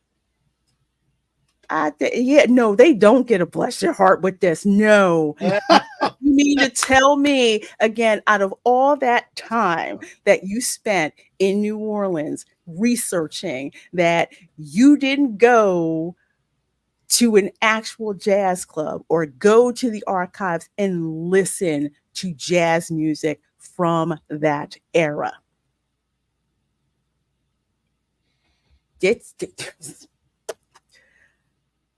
Oh my gosh. Yes, Krista Joe, this is why it pisses me off. Because they didn't do any real culture with this. The time period is wrong, the culture is wrong. And again, as someone who is Creole, how the heck are you going to, yeet jazz music, which is part of the Black American experience, for Cuban salsa and some other Haitian thing? That's a slap in the freaking face, and Sharita Carter should know better. I will totally go on record with that. Yes, she should know better. This is ridiculous. It's all one, and it's all one color palette. Okay, here's the other thing. You're just, rolling along, and then this big freaking screen shows up.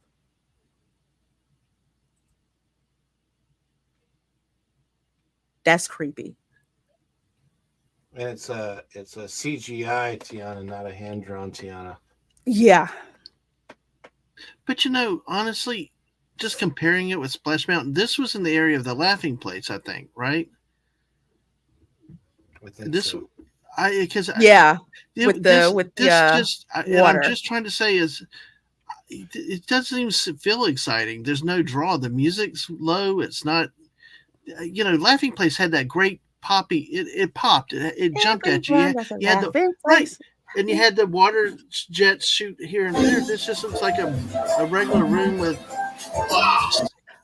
It just does not feel like the same. It's not the same, right? But it does. It's feel like it's been amped down, that they've taken away from the experience because it was a better ride.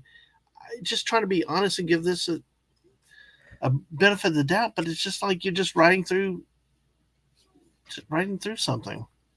It's like they took a whole bunch of stuff out, because with the laughing place scene, the reason why that scene was so fun is you had all of these animals, and you had the frogs with the water going back and forth, and there was so much going on that it's just like you didn't know what to look at first. And that was part of the appeal. And there was just this movement and this kineticism, like culture says, that was going on. It's like more stuff to look at than you can think of. And correct me if I'm wrong, you could have tied that into the whole jazz concept, because jazz music and stuff, street parties are not just laid back accountant affairs. They're hopping, they're bouncing, and that would have been neat to have better music, more jazzy in this area with that same type of activity.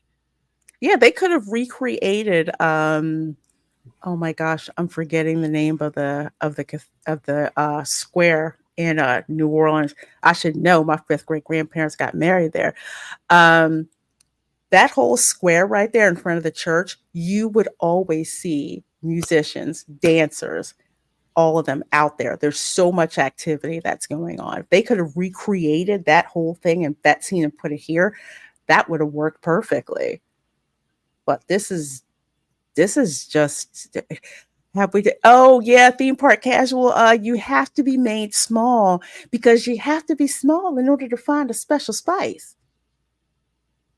Literally, that is what Mama Odie says. They got to make you small to help you find the special spice. Thank you, Mark Daly. I don't know why I keep blanking at this. Jackson Square. Oh yeah. Jackson Square is the center of all activity in the French Quarter. I was trying to full of all that. I was trying to figure out why this, where you have it paused, looks so familiar to me. And I realized when I was 9 years old in the 1970s, I had my room with blacklight posters on it and like magic mushrooms and stuff. And when I turned the black light on, yeah, it looked like that. I like, Yeah. yeah, that's what it looks like. An old 1970s blacklight poster with felt. Blacklight. California Dreamin' says, I like this new scene more than Laughing Place, though. This scene has animatronics to the left, but it's out of sight in this video. You know what? It's okay to like stuff. It really is. It's okay, you know, it's okay to like stuff. It's and very also talking from a video, we can only judge it based on what we see. Of course, there's always room for other interpretation and modifications, actually seeing it in real life. It was just an initial impression I had from looking at Laughing Place to what I'm seeing here, you know.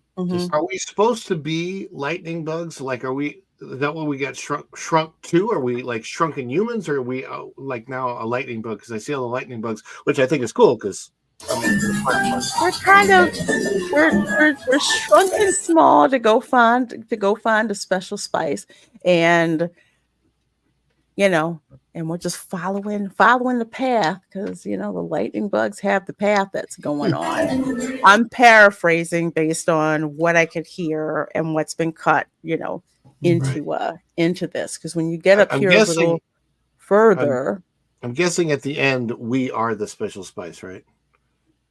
Wait, am I yes, spoiling it was inside. The power was inside you all the time. What? Oh, what the hell? Yes, that's never a theme. That's such a surprise.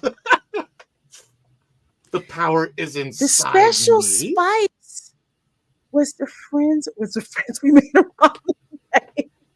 The special spice was you, uniquely you. You are the special spice. I wish I could say I was kidding, but I'm not. See, here's the other screen. Mama the lady that plays Mama Odie knows a lot about special spice. Oh yes, no, they used the light from Buzz Lightyear. It looks like this actually reminds me of Maelstrom. Remember? Yeah. You will not come this way again, or what? How did that go back in Maelstrom when you were looking at the light and you're like, many have come this way before, many will come this way again. Mm-hmm. It might be that light. It might be the same light. They probably did. Like, yeah, y'all not using this. We can. I thought this was supposed to be something else, like with the flamingos on the side and all that kind of stuff. But I think they had the budget cut that. Yeah, Erica, seriously, that's exactly what it is. It was in the red slippers all along. You know, no, and you were there, and you were there, and you were there. No. Just it was all inside you. Somewhere. I did a lady. I know, I saw that one. Over the rainbow. I mean, and it's obviously cut some of the oh, wait a minute. Okay, so she has to make you big again. Oh boy. So you go over the edge. You're gonna make a big splash. Let me see if I back it up a little bit. Because what did she say? She said, okay, so that's the song part. And then here we go. Oh, the bigger you are, the bigger the splash you'll make in the heart. Yes. So I have to grow big to release a splash. I got it. Yes. So you make a big splash at the party. Not, please don't throw me in that briar patch. And the vultures are like, yeah, we ready for this. Are you ready? Are you ready? No, I'm not ready. I'm not ready at all. Oh, sorry. Forget. They didn't put that in there. Yes, I remember that. And I was just like, who is she trying to kid?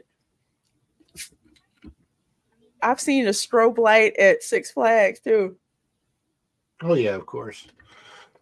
I'm just saying. I mean, I've seen it. Seen it there too.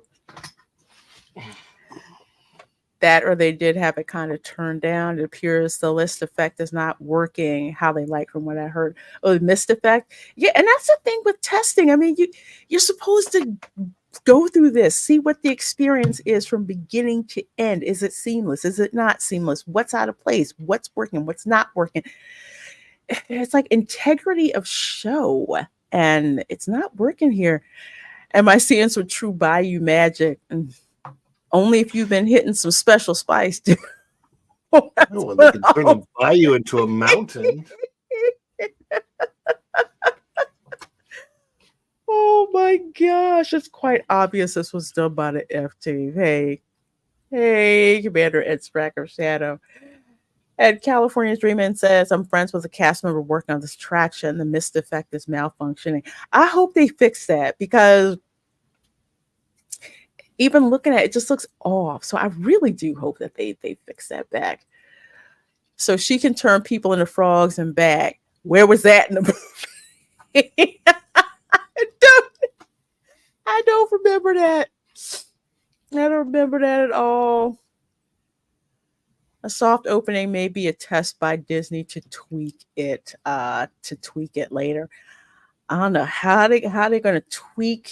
I don't know how they're going to tweak this. It's so not ready on so many levels, and Disney has it's good enough. Yeah, it's really a bad look to have this out here like that. Stuff like not functioning and everything. So that's the light, and there's Mama Odie.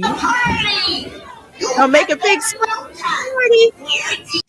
Okay, how many people are going to stand up and try to grab those bottles? I'm just saying. Yeah. I'm just saying. This is the infamous Flash Mountain part. You know, you're in Florida, by the way. You're in Florida. If we can reach it, we're going to grab it, or at least we're gonna grab it. I can see this happening. I mean, if people are going to step out of the boat at Living with the Land to go get a zucchini, trust and believe they're going to try to grab one of these. I'm telling you, some TikToker is going to freaking do it. I swear they're going to do it. They're going to do it. Just wait. Just wait. So this is it. Through the bottles, and this is what you get. Lots of light, lots of mist. No bayou thorns or anything like that, just grass. There you go. And you listen to the bugs singing almost there. Me on the bridge.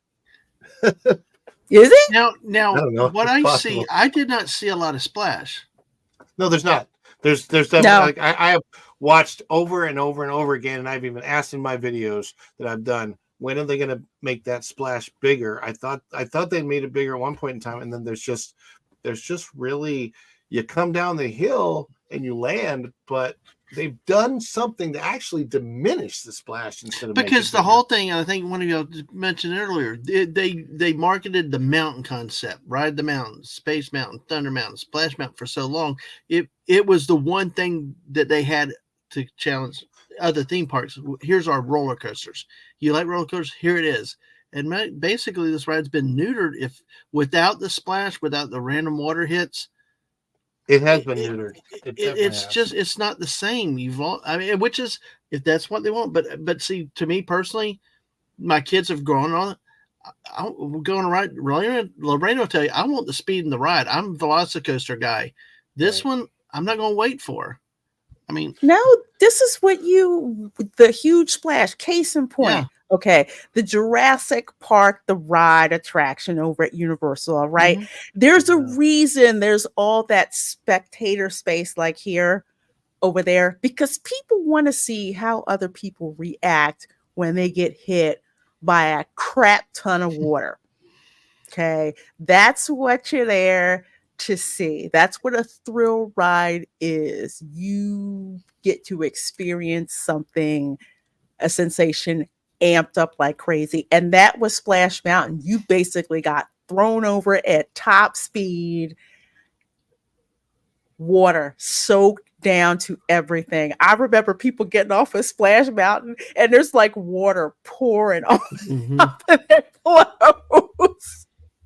And you just watch people walk in and like, squishing back and forth. But that's what you expect to see. I have a picture of myself after we do this. If you want, I can share it, like getting off the ride and being completely soaked from head to toe. Oh, heck yeah. And like you said, that's what you went for. It was a roller coaster, not just an IP. It was a roller coaster, and that people look forward to. And this, I mean, it's almost like they start hotel. It's like, okay, we've seen it once. What's going to keep people back riding it, other than if you have kids or something about it that connects with you? That's not a ride based, hook. Yeah, I mean, that's what thrill rides are. They're supposed to scare the heck out of you, And this was one where, hey, you can just get thrown off the side and hit all of this water. And they can, because I do remember this when it was really, really cold. Well, cold for Florida.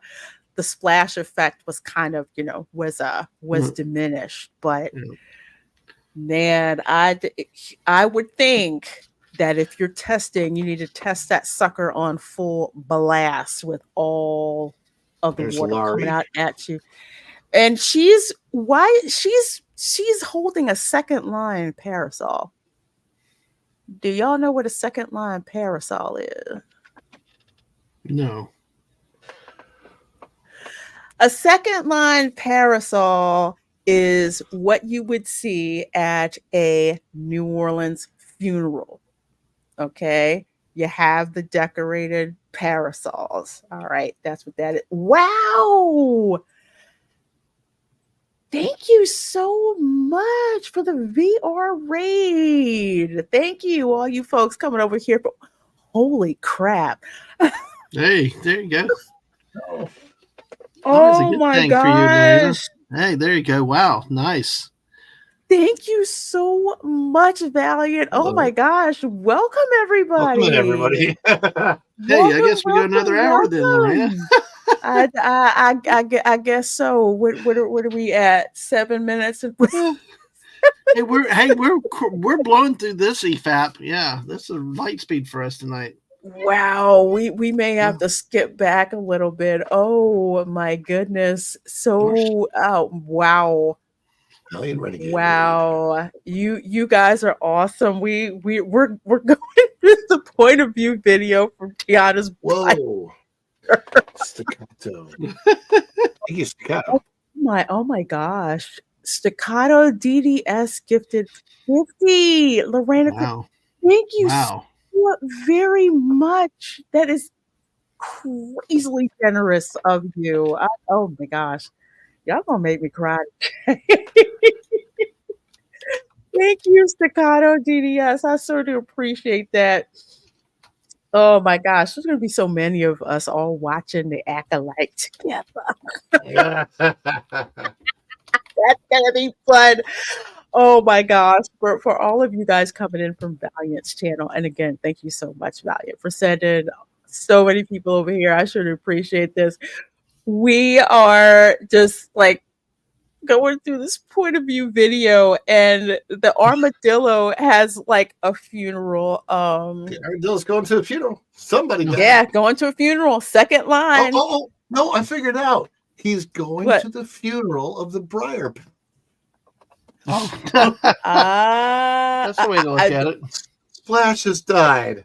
We're attending the funeral of Briar Rabbit, Briar Bear, and Briar Fox. I mean, it makes sense because, it's an armadillo.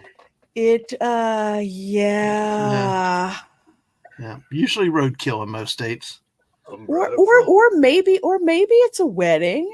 maybe it's for the wedding. I'm gonna show you guys something real quick. If I don't get, hopefully I don't get claimed for this. I don't think that I will. But okay, so here's a street wedding in New Orleans.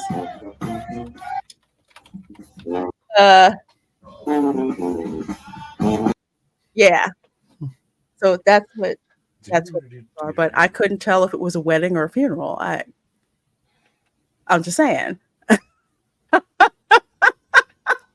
Okay.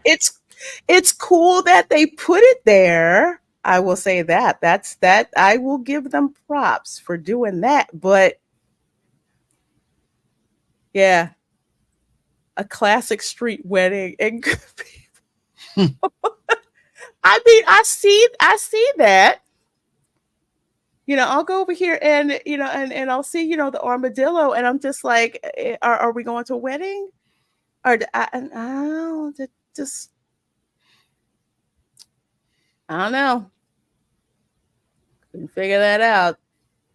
And Krista Joe, a member for 6 months, says this ride needs some Disney Dreamlight Valley Forgotten Vines and theming. You got that right, man. That game, they do Disney better justice than any game I've ever been in. No way at that time could a Miss Show Song of the South look as good as Walt's. I know I will get crap for saying this, but I don't care. That's okay. That's all right. It's all right. And yes, too depressing to be in a wedding. That's why I was just like, who died? The fact that my mind went there instead of the wedding, I went to the funeral. Yeah, I like the idea of the umbrella, but it's just like we don't know which one it's going to be. Is it a wedding? Is it a wedding or a funeral? Let's get to that spice lounge. Yes, the special spice lounge. Special spice, where they had to shrink you before blowing you back up. I'm like, were we sniffing the spice to have it happen?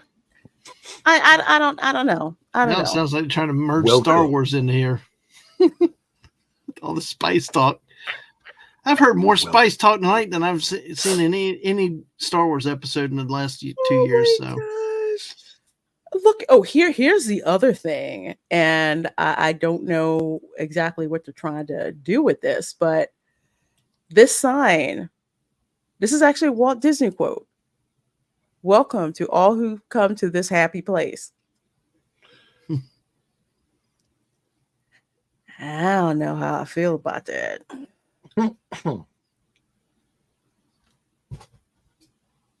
I mean, well, it's certainly not timed correctly since he didn't say that until 1955. Mm-hmm.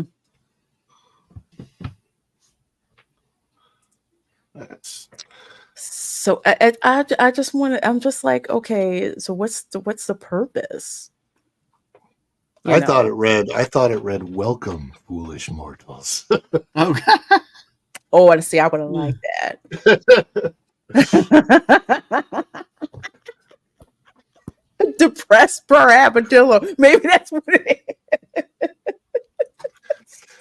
One of the best comments I saw earlier when we were doing pro show is Haunted Mansion has 999 souls, and this attraction has none. None whatsoever. And Jumbo, thank you so much for that $5 super chat, my dear. Says they felt the need to remind us this is supposed to be a happy place versus a laughing place. Oh my gosh. This is don't laugh at it. Yeah. Thank you, Jumbo. I'm just it's like with Splash Mountain, you just kept getting this like happy feeling, even though you just got crap scared out of you by being thrown over the into the briar patch. But Mark Daly says a welcome sign should read, "Abandon all hope, ye who enter."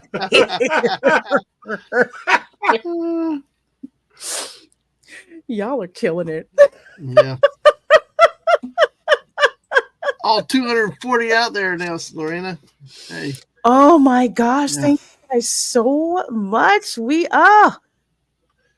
love the raid. Love the raid. Make sure you guys hit that like button. We are, oh Lord, we are going through this point of view video that Disney released. I can't believe they did it because the quality is just not there. But man, our super chats were worse in VR stream. Oh, I believe that. I believe that.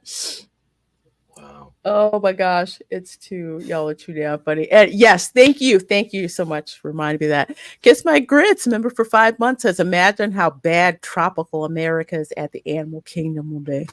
I hope not. I can't go there. Oh, I'm sorry. What'd you say, Ron? I said I hope not. And the reason I said that is because I've been saying for years they need to bring South American representation to the animal kingdom. And I love the boneyard. I wish there was a way that they could somehow incorporate the boneyard as a tropical South American, Central American dig site and just keep it the way it is somehow. Mm-hmm. But I think they want to get rid of that too, and that sucks because that is by far and above the best play area for children in all of Walt Disney World. The boneyard is awesome. Yeah. Our kids I loved remember it. the boneyard. And yes, I do. Woodrow Wilson, who resegregated the U.S. government. I'm not going to get political on this channel, but let's just say Woodrow Wilson. How would I put this?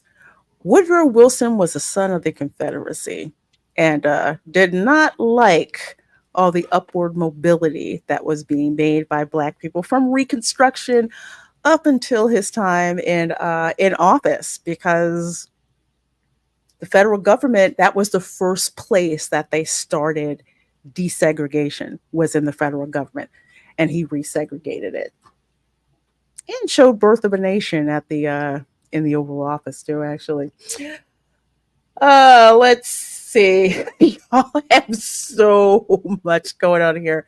Thank you so very, very, very, very much. Sorry. Who was? Oh, no, go ahead.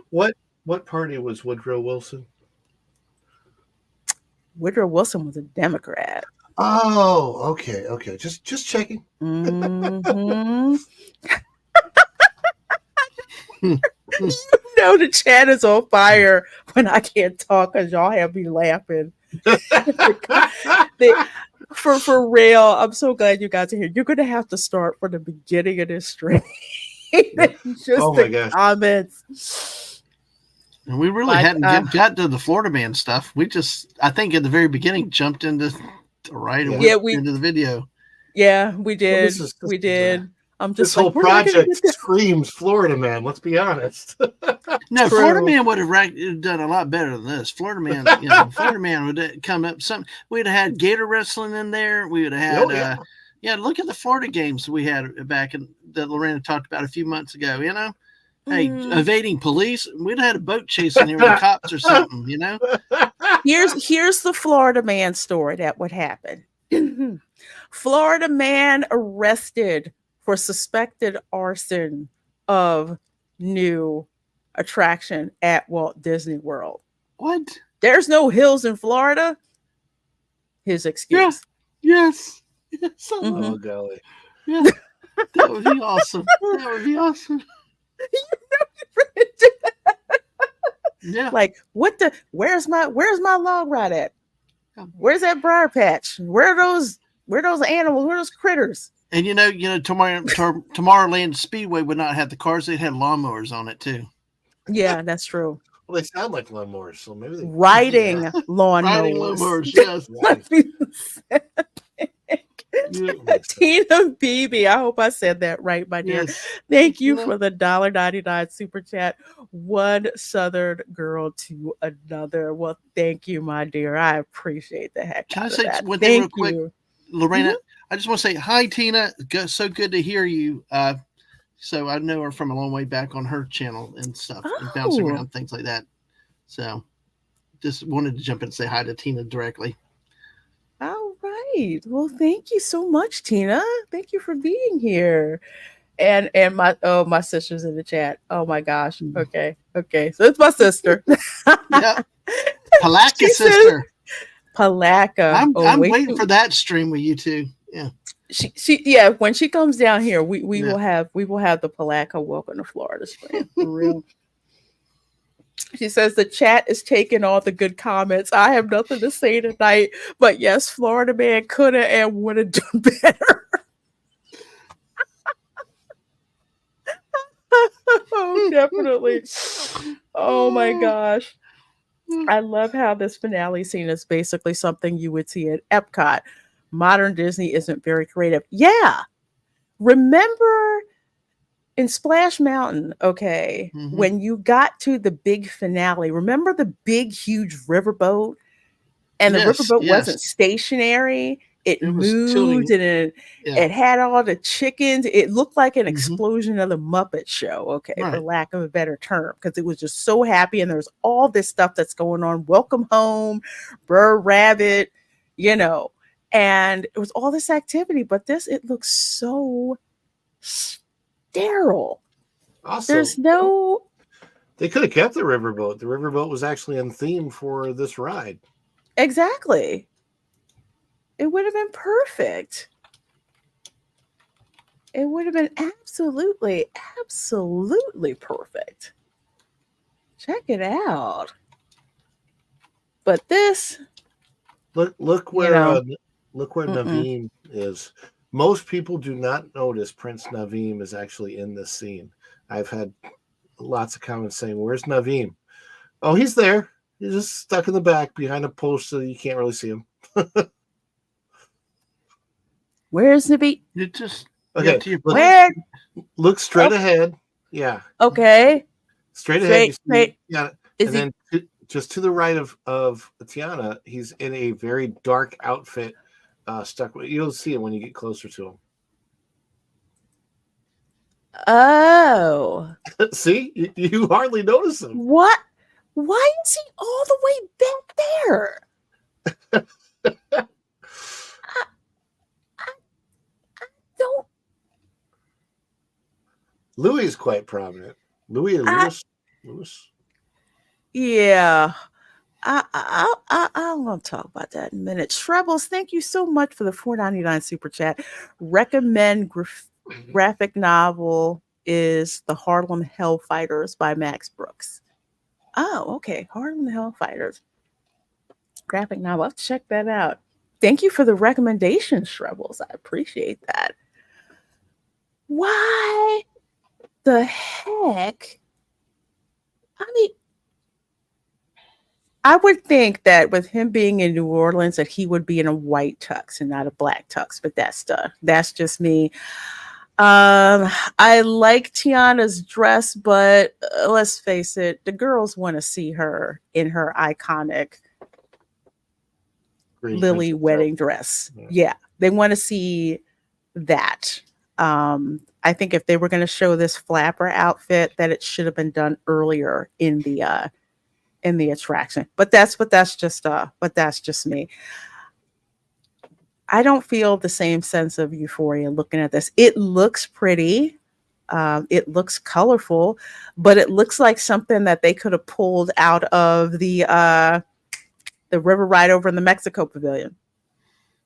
It almost looks like an accountant did it because it's very balanced. You look up to the left and to the right, it's like the equal numbers each side, and it's very stoic. And versus like you described, Splash Mountain, the riverboat was rocking. You had the geese kicking up. There was a lot of fun, and the music was just exciting. Well, we've not heard the music. I know y'all have, but I haven't heard the music. But it just looks too stoic. I mean, there's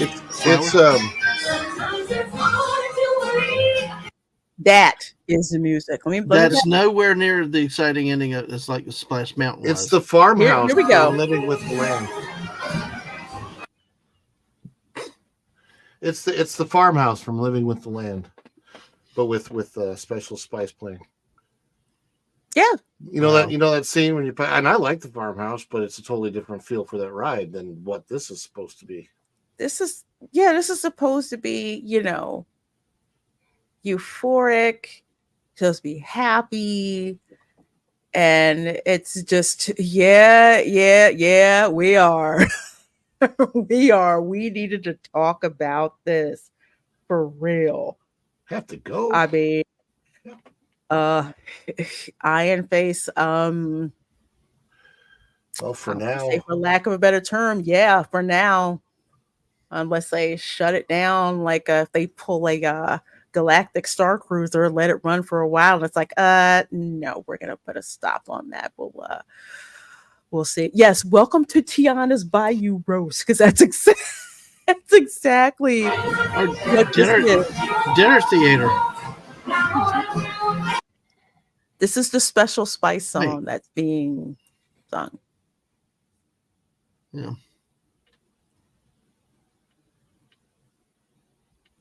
It's special, all right. Yeah, it's special. All right. You got that right. I mean, no, I can't with this. I can't with this right now.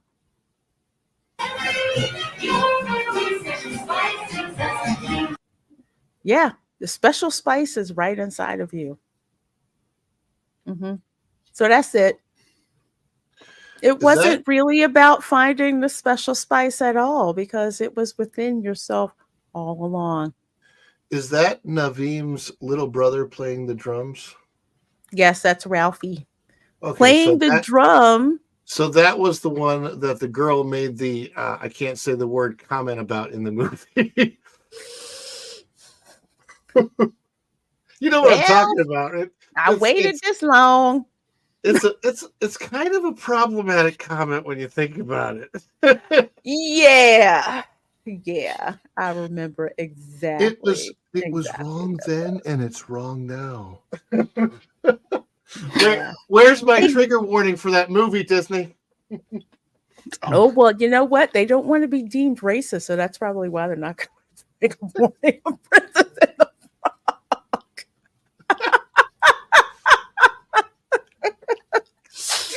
Oh, God. Yeah, Jumbo, you know what?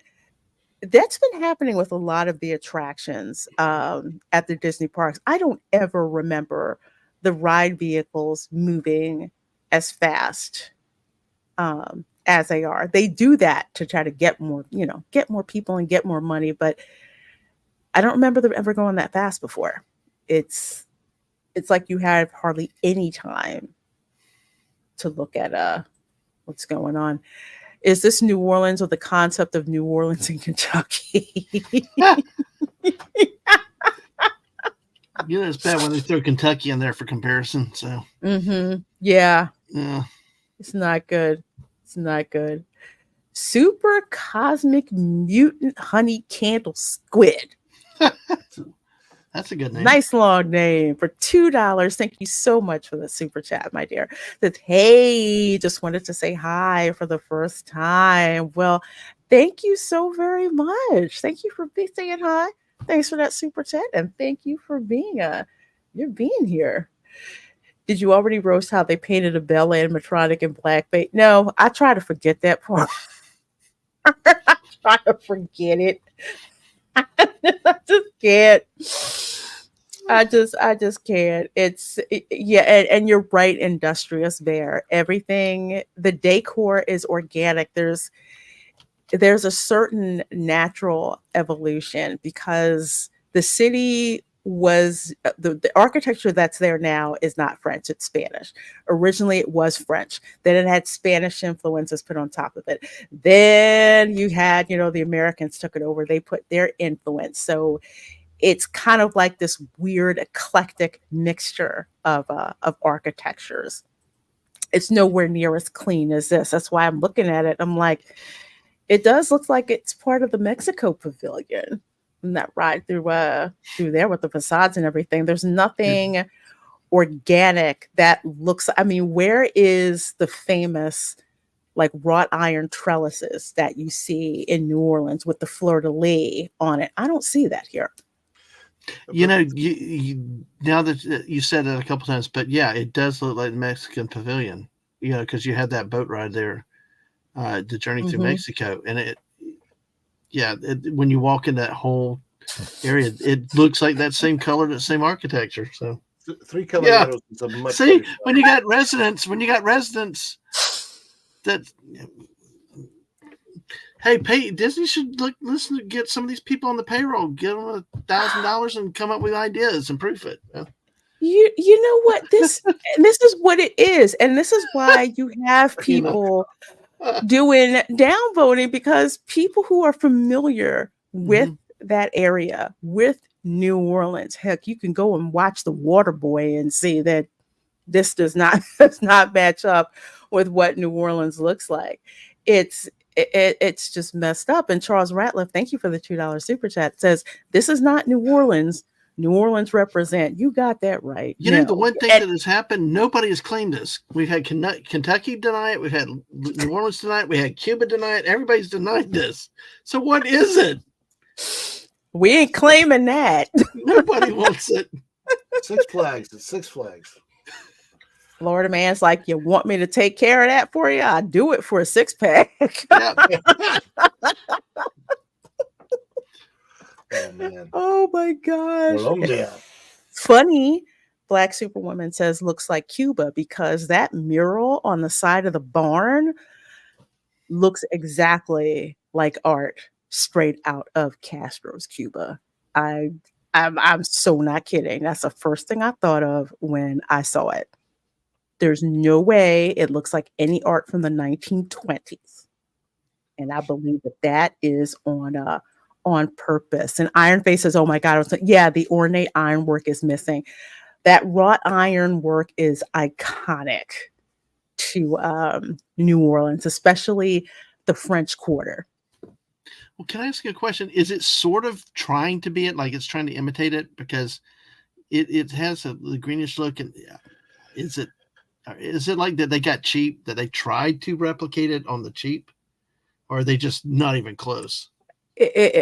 No, it's like replicated on the cheap. Let me pull up a picture of French Quarter.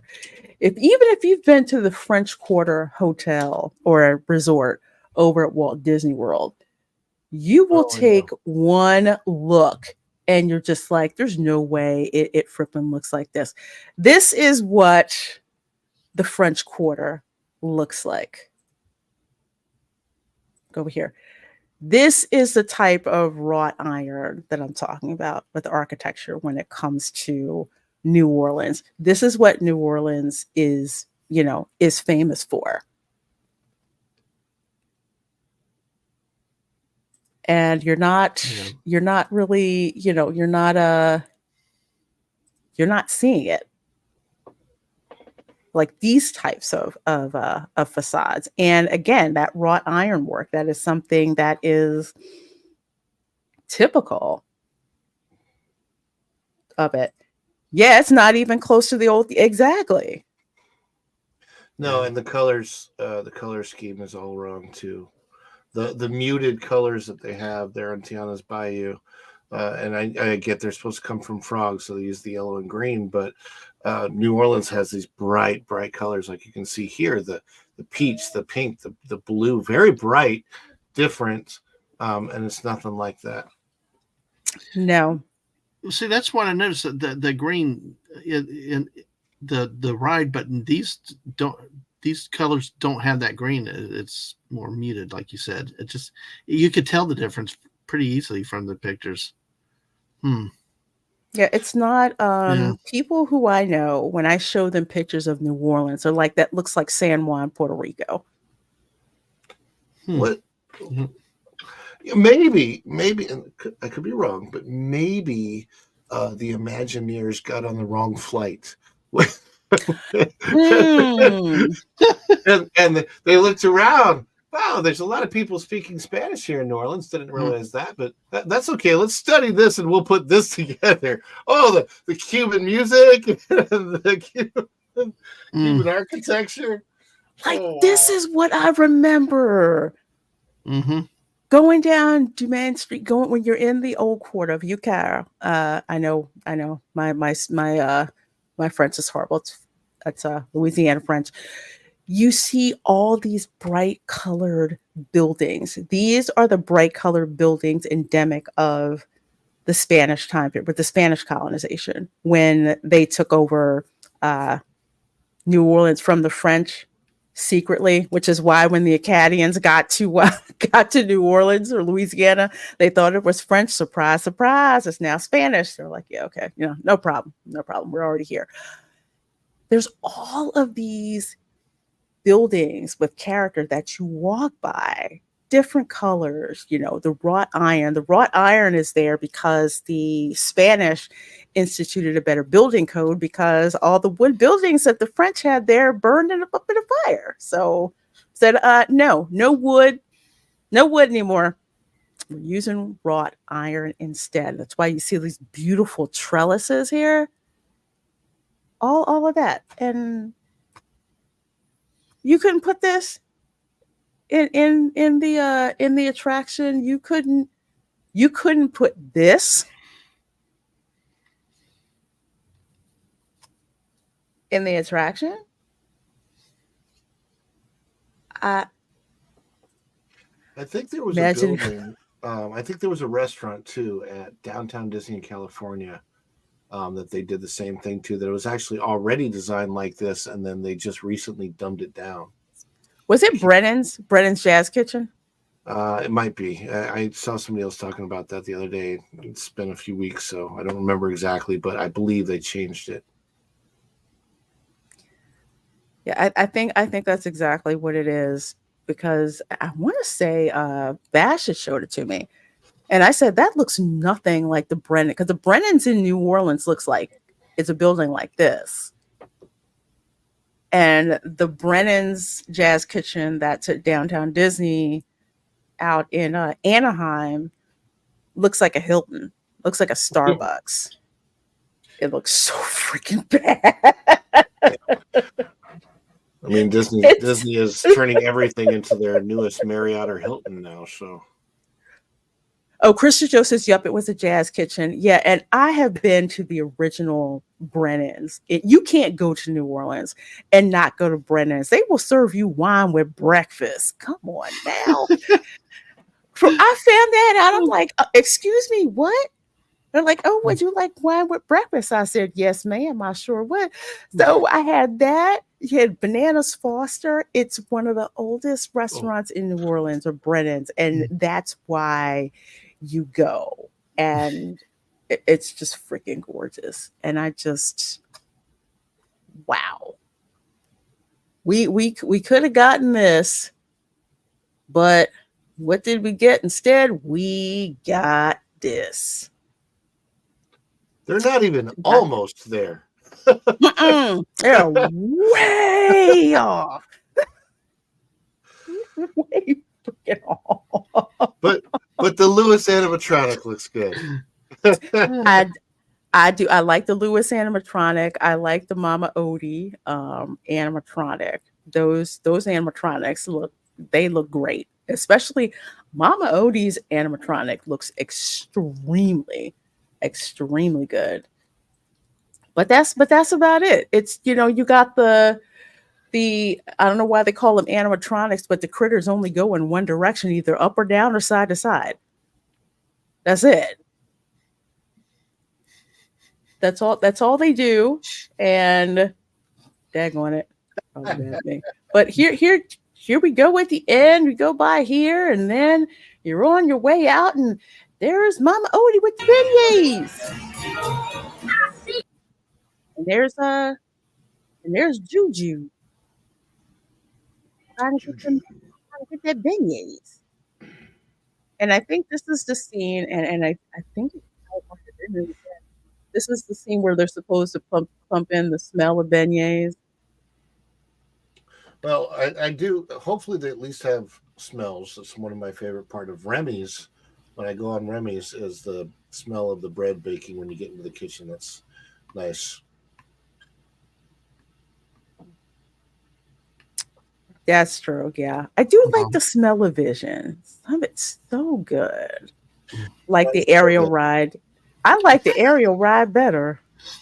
I mean, at least you went through the film with that, Well, and then even architecture on and Frozen, everything. on the Frozen ride, they retell the story of what happened in Frozen too. So I mean, it would have been at least a little bit more wise of Disney to retell the story like they did with Frozen on this, like they did with the Maelstrom makeover, because I so miss the Maelstrom ride, mostly because the lore was actually Norwegian, which Frozen is not at all, really.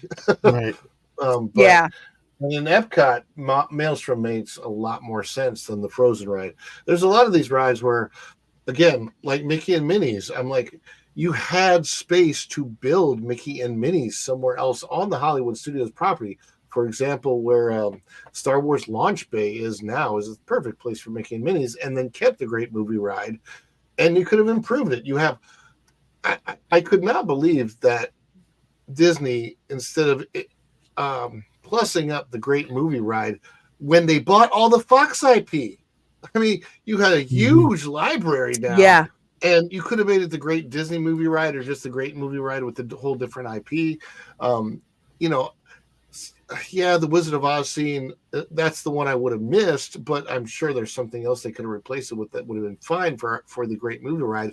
And then Mickey and Minnie's would have had its own thing right there in Animation Courtyard where it belongs because it's animation. And Star Wars Launch Bay does not belong there at all, and it's still there. It was only supposed to be there as an advertisement for Galaxy's Edge. It was supposed to go away in 2019, and it's still there 5 years later. I'm just saying, for the last decade, the decisions Disney has made in their parks have been so weird. And just like I said earlier, whimsical. Well, like I said earlier too, you got Snow White right. The ends in how Snow White ended, and this one apparently they take a right turn off into something else. To your point about make it like the movie. I mean that they do that with all the other rides.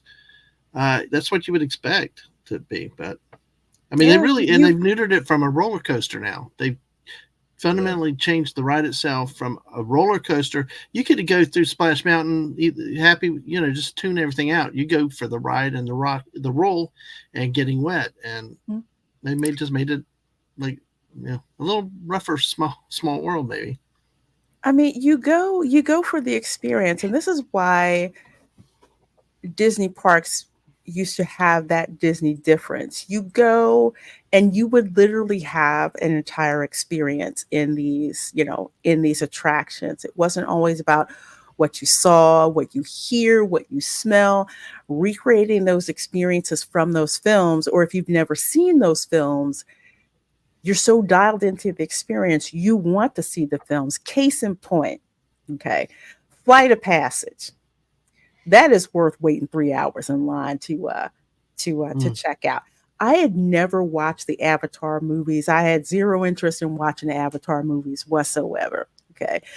That attraction is done so well that without even seeing the Avatar films, I had a really good, clear idea of what those films were about. And Flight of Passage, everything about it is just freaking stellar. The designs, you spend more time trying to check out all this stuff in the queue. Literally, it's like they pulled all these sets from the movie and put them in the queue. Everything. The actual avatar in that queue is amazing. Like when you see the avatar floating there and it moves and it's like, I guess that's an animatronic, but it's, a lot of times I have skipped a lot of the queue on that to do Fast Pass in the past. And then I actually got to go through the queue a lot during the 2020 era because the ride was open, but you had to walk all the way through the queue and there was no line. But it was so cool to see the queue. Until the only funny thing about the queue at Flight of Passage is when you get to the very end of it, it looks exactly like the Utilidor at Magic Kingdom. You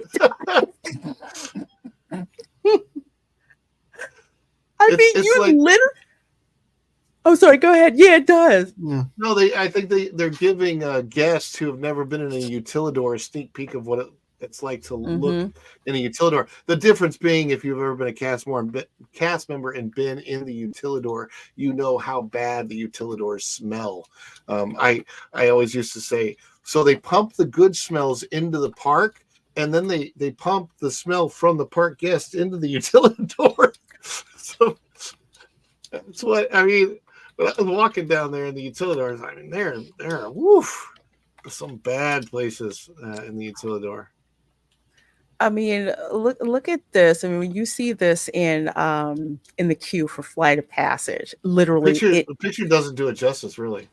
It doesn't. It's huge. I think it's like maybe 8 feet. I want to say that Really? this avatar is in, and you're just like, oh my gosh, I can't believe it. And it slightly moves, and you see the vitals and everything that's on it. So compare this with this. Yeah. Like I said, Even animatronic is awesome, but it's just like stuff missing. Pandora is the best thing that Disney Parks has added in the past 10 years, and it's sad to me that Galaxy's Edge is not better. But Pandora is. They did the food. It's my favorite place to eat on property is the Satuli Canteen. Mm-hmm. I love that place. The Pongo Lumpia is really good, little snack from next door. If you do want a giant pretzel, they got it there. It's a fabulous land. I did a video of just kind of a quiet walkthrough at night, and it's so cool. And also the other cool video that I love of that one is the Piano Guys. The video that the Piano Guys filmed of the Avatar movie theme that they played in that land in the park looks very, very cool. They cleared I was working there when they did it, and they cleared the park out. They had to film it from like, I want to say 3 a.m. in the morning till 7. They had that 4-hour window to shoot, very, very short, so they could get the night scenes first and then the day scenes before the park guests came in. But wow. Stuff like that. When Disney does that, I get very excited. That's why we're still fans, right? Because they do stuff. But when they do stuff like this, we're like, I'm Captain America going, do better, Senator. Speaking of that, Kiss My Grit says this is why you don't hire architects from Gensler who only know how to design industrial parks and office space to run Imagineering. And that's absolutely correct. The whole concept of Imagineering in Walt Disney's brain, mind. Or how and in his mind, was that Imagineering is a mix of art and science together. Art and engineering to create experiences that have never been. That was the essence of Imagineering. That's why I wanted to be one. And I knew that an attraction was off the chain when it's just like, I know enough about, mechanical engineering, physics, fluid dynamics. I know how that works, but you know what? I don't want to know how that works because it's just so freaking magical. And I'm like, people get paid to do stuff, like that. And that's what we used to get. That's a Disney experience that we love. I mean, if you love what this looks like, go ahead and love it. That's my wife. No, I'm talking about it. She's very excited for it. That's fine. Yeah, if you that's are the cool thing. Yeah. We're in the same household, and it's the same thing with Mickey and Minnie. She got mad at me the other day at Mickey and Minnie. She loves Mickey and Minnie's Railway, and that's perfectly fine. I do too. I But do too. Daggone it. it's for me. It's just in the wrong place. I don't get mad at the ride. I Yeah. get mad that the ride replaced something that I love. Right. And when Walt picked Florida, even though he wanted a city, he said this could change time and time again, but we have all the room to do whatever we want, all the space. Right. And so why are you taking all that space and not utilizing it, but just recycling attractions? Just make something new. And it's like with the Magic Kingdom, we had them in their own little island areas and the themes, like you mentioned, Star Wars, the Bay areas, not in a logical spot. You got it stuck in animation, and we loved Mickey's Railroad. That was one of the best rides that we've loved as a family. But yeah, it makes no sense there. And plus, they also took out what the family, even my kids when they were really young, loved the Great Movie Ride. That was a ride that transcended all ages. And why replace something like that was timeless? Because you had movies from old to new, and at the end they could actually add new movies, and they were adding clips from movies in over the years. You could make it contemporary and with the times. And of course, and then it was in a central area, right, with the hat. But and then of course you talked about Star Wars. I went to Galaxy's Edge one time, and that was enough for me. It was the Moroccan flea market. It just was so disappointing. I mean, I wanted Star Wars to be where I could enjoy, like they promised, all the interaction and stuff, but we got it basically, like I think somebody said before, a flea market where all it was selling stuff. And it's sad when they wanted Galaxy's Edge to compete with Harry Potter. I mean, that's very, very specific. They were clear about that. They basically put that out there, but they didn't put the money or time into it. Well, I'm not a Harry Potter fan. I'm not a Harry Potter fan, but my kid took me there once, and I didn't even have my glasses on where I could see right at the time, and I could see the detail. And I could appreciate the detail, not even knowing it or the fan. Whereas, and I went to Star Wars, it was like you could tell the where they started, where they ended up. But even with where they ended up, they could have done so much better with it than what they did. It's not from a movie, though. It's not even from. You have you had 9 movies to pull from of tons of different places in this fictional galaxy, and none of that is in Galaxy's Edge. That's what bothers me. When you walk in Diagon Alley, you feel like you're in Diagon Alley from the movie. When you go to Hogsmeade, you feel like you're in Hogsmeade from the movie, and you can still live your own story. And I know that's where the Imagineers wanted to go. Oh, we want people to make up their own Star Wars story. Well, the way they did it, people are making up fan fiction, and that's not as fun. Yeah. And you know what? And you know what? Universal also makes a beverage that people actually like to drink with butterbeer, not the god awful blue green milk. You know, it's like I don't want to relive that memory. You tried it. I did, and it was the worst. Just no. It was just disgusting. I mean, there are more cast members working the milk stand than people who were in line to buy blue or green milk. Now, over at Universal, if they run out of butterbeer, oh boy, folks are gonna freaking riot. Yeah. And the lines are long. Yeah, lines are always long. Hey, by the way, Lil, did you know? Have you seen the blue Star Wars music? The blue milks in Star Wars in your grocery stores? No. True has a blue milk. Back to the Uncle Owen Aunt Beru scene in the original Star Wars. So there are articles out there for you to check sometime. I've seen pictures of that, and I'm guessing it's like strawberry milk, but it's got a lot of vanilla, and it's definitely better than what's in the park, but it's kind of an acquired taste. It's worth a try, though. I don't know if I can share my screen. You could go ahead and share it, and I'll bring it up. It's my grades before says Universal needs to build a mega movie ride as their version of the Great Movie Ride. Yes. Great way to bring back Jaws, Ghostbusters, Back to the Future, Kiss My Grits.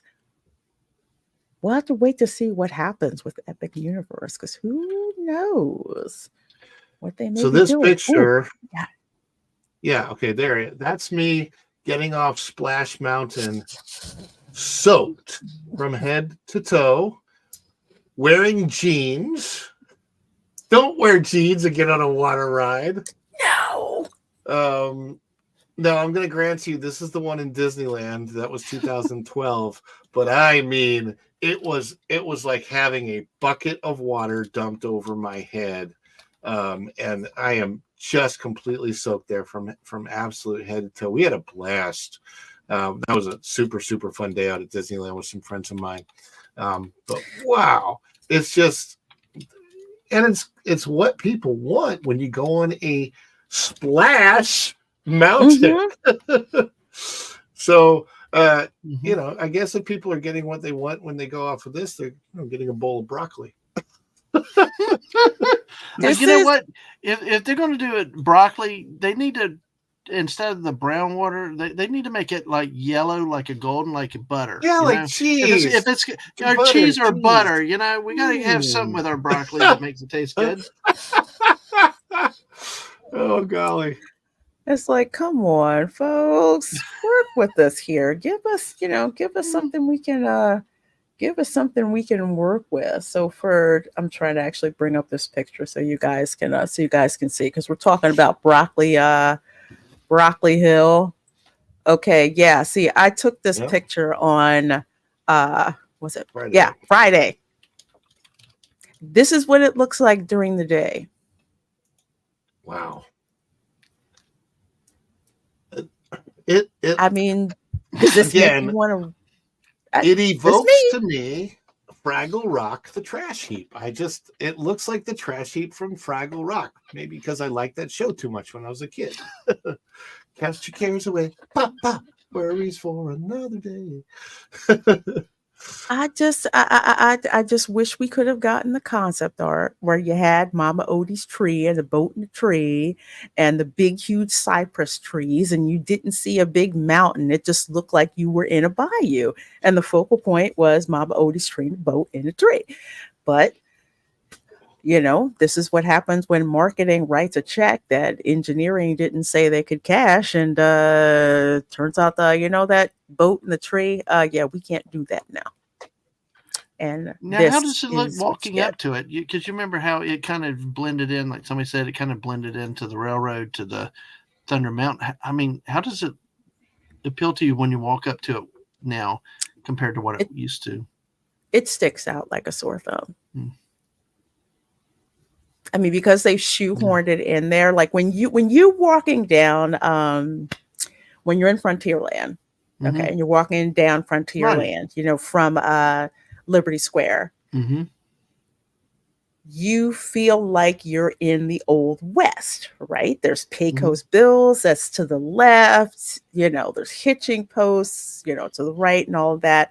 And you expect to see right in front of you, you know, Splash Mountain that had like those red Georgia clay hills, all of that. And then, you know, Big Thunder Mountain. Now it's like, instead of those browns in Frontierland, you've got this big green thing that's sticking out. It actually, and I don't know, like when I'm walking that way from Frontierland, it's a little weird. Like it doesn't stand out as much as Splash did, because first of all, you can see with that green on there, it's going to blend more to the sky, just on as a color palette alone. A lot of trees in the area, so you kind of just like it's very difficult from a distance now to tell that it's an attraction. Before, when you saw Splash, the top of it had a point, and you could see it from Liberty Square. Walking in, you could see Splash from a distance, the logs coming down, and you knew that was one of the three big mountains: Big Thunder Mountain, Splash Mountain, Space Mountain. It was iconic. They've really taken out the iconicness of it. You can't tell what the water tower is really supposed to be until you get up close to it.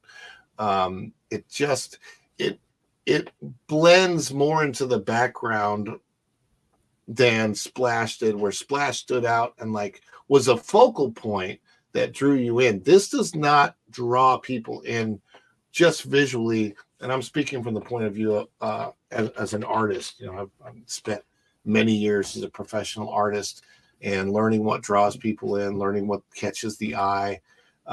This does not do that. It looks better when you get up to it and you get close, and if you kind of don't look at the mountain part and you just look at the marsh part only when you're there in person, it looks kind of like, oh, okay, it's swampy and marshy. It doesn't fit into Frontierland. Well, I mean, then you wouldn't even know the time period, but it makes a little bit more sense. But the mountain part of it sticks out, and you're like, why is that in Louisiana? There's nothing like that in Louisiana at all, and certainly not close to New Orleans. And New Orleans is undersea, for goodness sakes. It's not even the sea level. Exactly. New Orleans is below sea level. That's a whole common point that you know we've talked about repeatedly. Is like maybe they should have just raised the whole ride. If you wanted to start something new, don't just raise the whole thing. Make something that will be truly period and geographically. Of course, that's going to be expensive as anything, you know. But no, that probably is higher than most. That might be the highest spot in Louisiana if you transplanted it, I guess. Mm-hmm. They went with the exact opposite of the Jurassic Park philosophy. We have spared every expense. There's no expense. You know, that stupid movie I cannot get through, especially when Lorena says Pirates is having technical problems. When Ian Malcolm says, "Yeah, but John, when Pirates of the Caribbean breaks down, the pirates don't eat the tourists." Yes. Yeah, that might be more exciting, you know, than these delays in a boat. Oh man.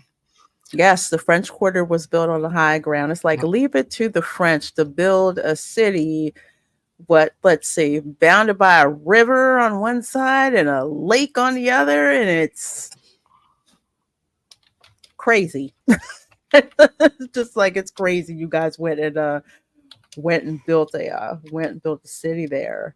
And Magical Mouse are sad that we are all looking at the backside of the giant version of Tafiti's bum spitting out poopsie poo logs. Yeah. Yep. Indeed. Into the brown water. And I said on stream, I'm sorry, I'm saying this, dropping logs approximately 10 seconds apart. Because that's what I was looking at. I'm like, that it looks even really worse loud when you're looking at it and the log is stuck at the top. Yes, at the top. But there's just there's a brown log. That makes me think of that scene from Austin Powers. I've got a turtle head poking out. Turtle head poking out. It's like, look, it's like if you are really excited about this ride, you be excited about this ride. You don't let anybody tell you different. You be excited about this attraction. There's some folks who are going to just be like, no, this is not for me. And some folks who are just going to be like, you know what? I'm just glad there's a ride back that I can actually get soaked on. At least I hope they turn everything on so you can get soaked, because it sucks having this ride missing when it's 100 degrees with the heat index. Yep. Well, the biggest thing is, if they're going to do this, at least have it work, right? Yeah. That's, you know, we have to accept that Splash is gone. Great, accept it. So if that's the case, please, Disney, please make this ride actually work a lot. Right. 90% of the time. That's all we're asking for. Yeah. Right. Not 2.5% of the time. And like you said, Lorena, the thing is, be your own judge to the ride in the end of anything, whether it's a movie, rides, or whatever else. Yeah, we'll tell you what we think and all, but everybody's got an opinion. But you know, always try stuff out for yourself. You may like it. And it may be something you won't, you know. Some of us are a little more stuck to sentimentality and memories and things like that. You know, but judge it for yourself. And judge it for yourself. And those are flowers. It's not really trash. But as you know, as for me personally, it's just like every attraction since I was a little kid, I've always done that deconstruction, because that's my engineer brain that's happening. So when I see stuff like this, I tend to be extremely picky on some things, but that's just me. I've always been that way. Engineers were freaking weird. That's why we do stuff like that. But it's not going to appeal to everybody. It's like I told people, I am willing to give it a fair shot. Yes, I'm salty about Splash Mountain being gone. I'm probably saltier about that than I am about them getting rid of Mr. Toad's Wild Ride. Daggone it, I'm still gonna be mad. Oh, you're with the missus on that. The missus, Ooh. hated that one leaving. Hey, I still miss Ooh. 20,000 Leagues Under the Sea. So, Oh yeah, you were Yeah, talking that about. too. So let's actually end with this last question. And first of all, thank you guys so much coming over from Valiant Stream. You guys are like smashing watch records for this show for me. Question: what would have you guys preferred if they did a retheme or update was necessary? Keep it the same or just update the effects for Song of the South? What do you guys think? I think I've already said, like, I kind of like the idea of doing a Muppets ride through the swamp, to over the was it Rainbow Connection. Muppets would have been really cool because you can work anything with Muppets into Frontierland. You can make any story you want with them. Pocahontas would have been. Pocahontas is a little bit earlier than Frontierland, but still, I think they could have made it work just around the riverbed. The songs would work. There's all kinds of different things that they could have done if they wanted to redo the ride. But I don't think they needed to do any of that because personally, Splash Mountain, the characters from Splash and those tales were Walt's baby. He loved that. He is the one that wanted so badly to do Song of the South, and the attraction itself really didn't mention Song of the South, or wasn't like, it was just the stories of the characters from the Briar Patch. That's all it was. And so they could have, and people loved it. Honestly, I never heard a single complaint myself prior to the year 2020. And then the complaints I heard were not coming from guests; they were coming specifically from Disney, and I don't know why Disney wanted to do that. I can't fathom it unless there was 2 people or 3 people in very important positions, and they said we have to listen to these people because they're important. I don't get it, but whatever. It's weird to me. So personally, I would have just kept it Splash. Devin? I tell you what, and this, I shared some stuff with you about the whole legends of it. In Eaton in Georgia, the author hometown, ties into it. I think what you should have done, and they should have done, is instead educate the people about the real genesis of it, not Walt Disney, but where it came from, why these stories were important culturally and to a lot of people, why they meant a lot to people, not just playing politics with it. Because see, then you could have educated people about history and a lot of other stuff to bring it along to where it should have been. And that's what I think one of the problems Disney overall has had. They take everybody else's ideas and stories that they write, and then like Little Mermaid is a horrible tale if you read the original fables and stuff. But now magically she gets to defy daddy and run off and all this stuff. But see, these with the Song of the South and Uncle Remus stories really had a lot of connection. I was up in Eaton in Georgia. They had displays. There's an Uncle Remus museum. The characters are outside. And it's like it's a shrine in a way. And one of the ladies that grew up in that town that knew the man actually is on some recording boxes reading chapters from the book.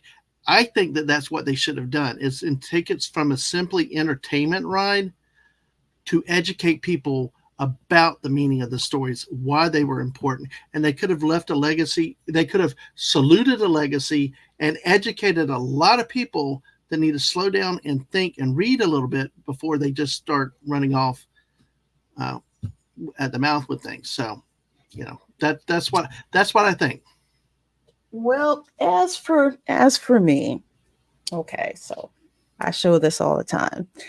My grandmother bought this book for me, and I'm so thankful my sister Talia found it and gave it back to me a couple of years ago. But I read the hell out of this book. Why? Because my grandmother actually told me some of the Uncle Remus stories, and Splash Mountain in its incarnation was the story that my grandmother told my father, and he got in trouble at school for telling that story about Burr Rabbit. He used choice words that he shouldn't have used. Now, my grandmother is dead and gone. Riding Splash Mountain always made me feel close to her because it was exactly the story that she told. And those Burr Rabbit stories were a huge part of African American folklore. Okay, they just were. Those same types of animal stories, those are very endemic to Africa. You can also hear them in the Caribbean. It's the same thing about animals, using their wits to outwit, certain people in certain situations, or life lessons, that you learn. I would have kept Splash the way it was. I would have done some work on the infrastructure because it kept breaking down even when, it was just Splash Mountain. But I would have liked to incorporate another story, like the Tar Baby, like a mini story or something like that, to update the attraction. So it's like, oh, there is more than one story. So that's definitely what I would have done, because looking at it now, all I can see is that Disney does not value true Black American story tales. So you're telling me that my culture isn't a part of Americana. It's what you think this interpretation of it is. And that's insulting, to me. So I would have kept it plus that sucker up and dropped in a couple of new Burr Rabbit stories for kids to enjoy. Hey, new stories, new opportunities for merchandising and stuff to go along to go along with that too. But folks, oh my gosh, we have had such an amazing time. I'm so thankful all you guys being here. You need to subscribe to Ron's channel because he has been vlogging. We run across each other all the time, doing vlogging, capturing what's going on with Tiana's Bayou adventure, because there's a lot going on with this. So Ron, please tell the people where they can find you, what you got going on. So Follow the Bradley's Fun is our YouTube channel, family vlogging channel, great information about the parks, what to do, what to steer clear of. It's obviously not just Tiana's Bayou Adventure, and it's not just Disney, it's Universal, it's SeaWorld, it's everything that goes on here in Orlando. Just did one on the world's craziest, weirdest, most unique McDonald's that sits on iDrive, and NASA.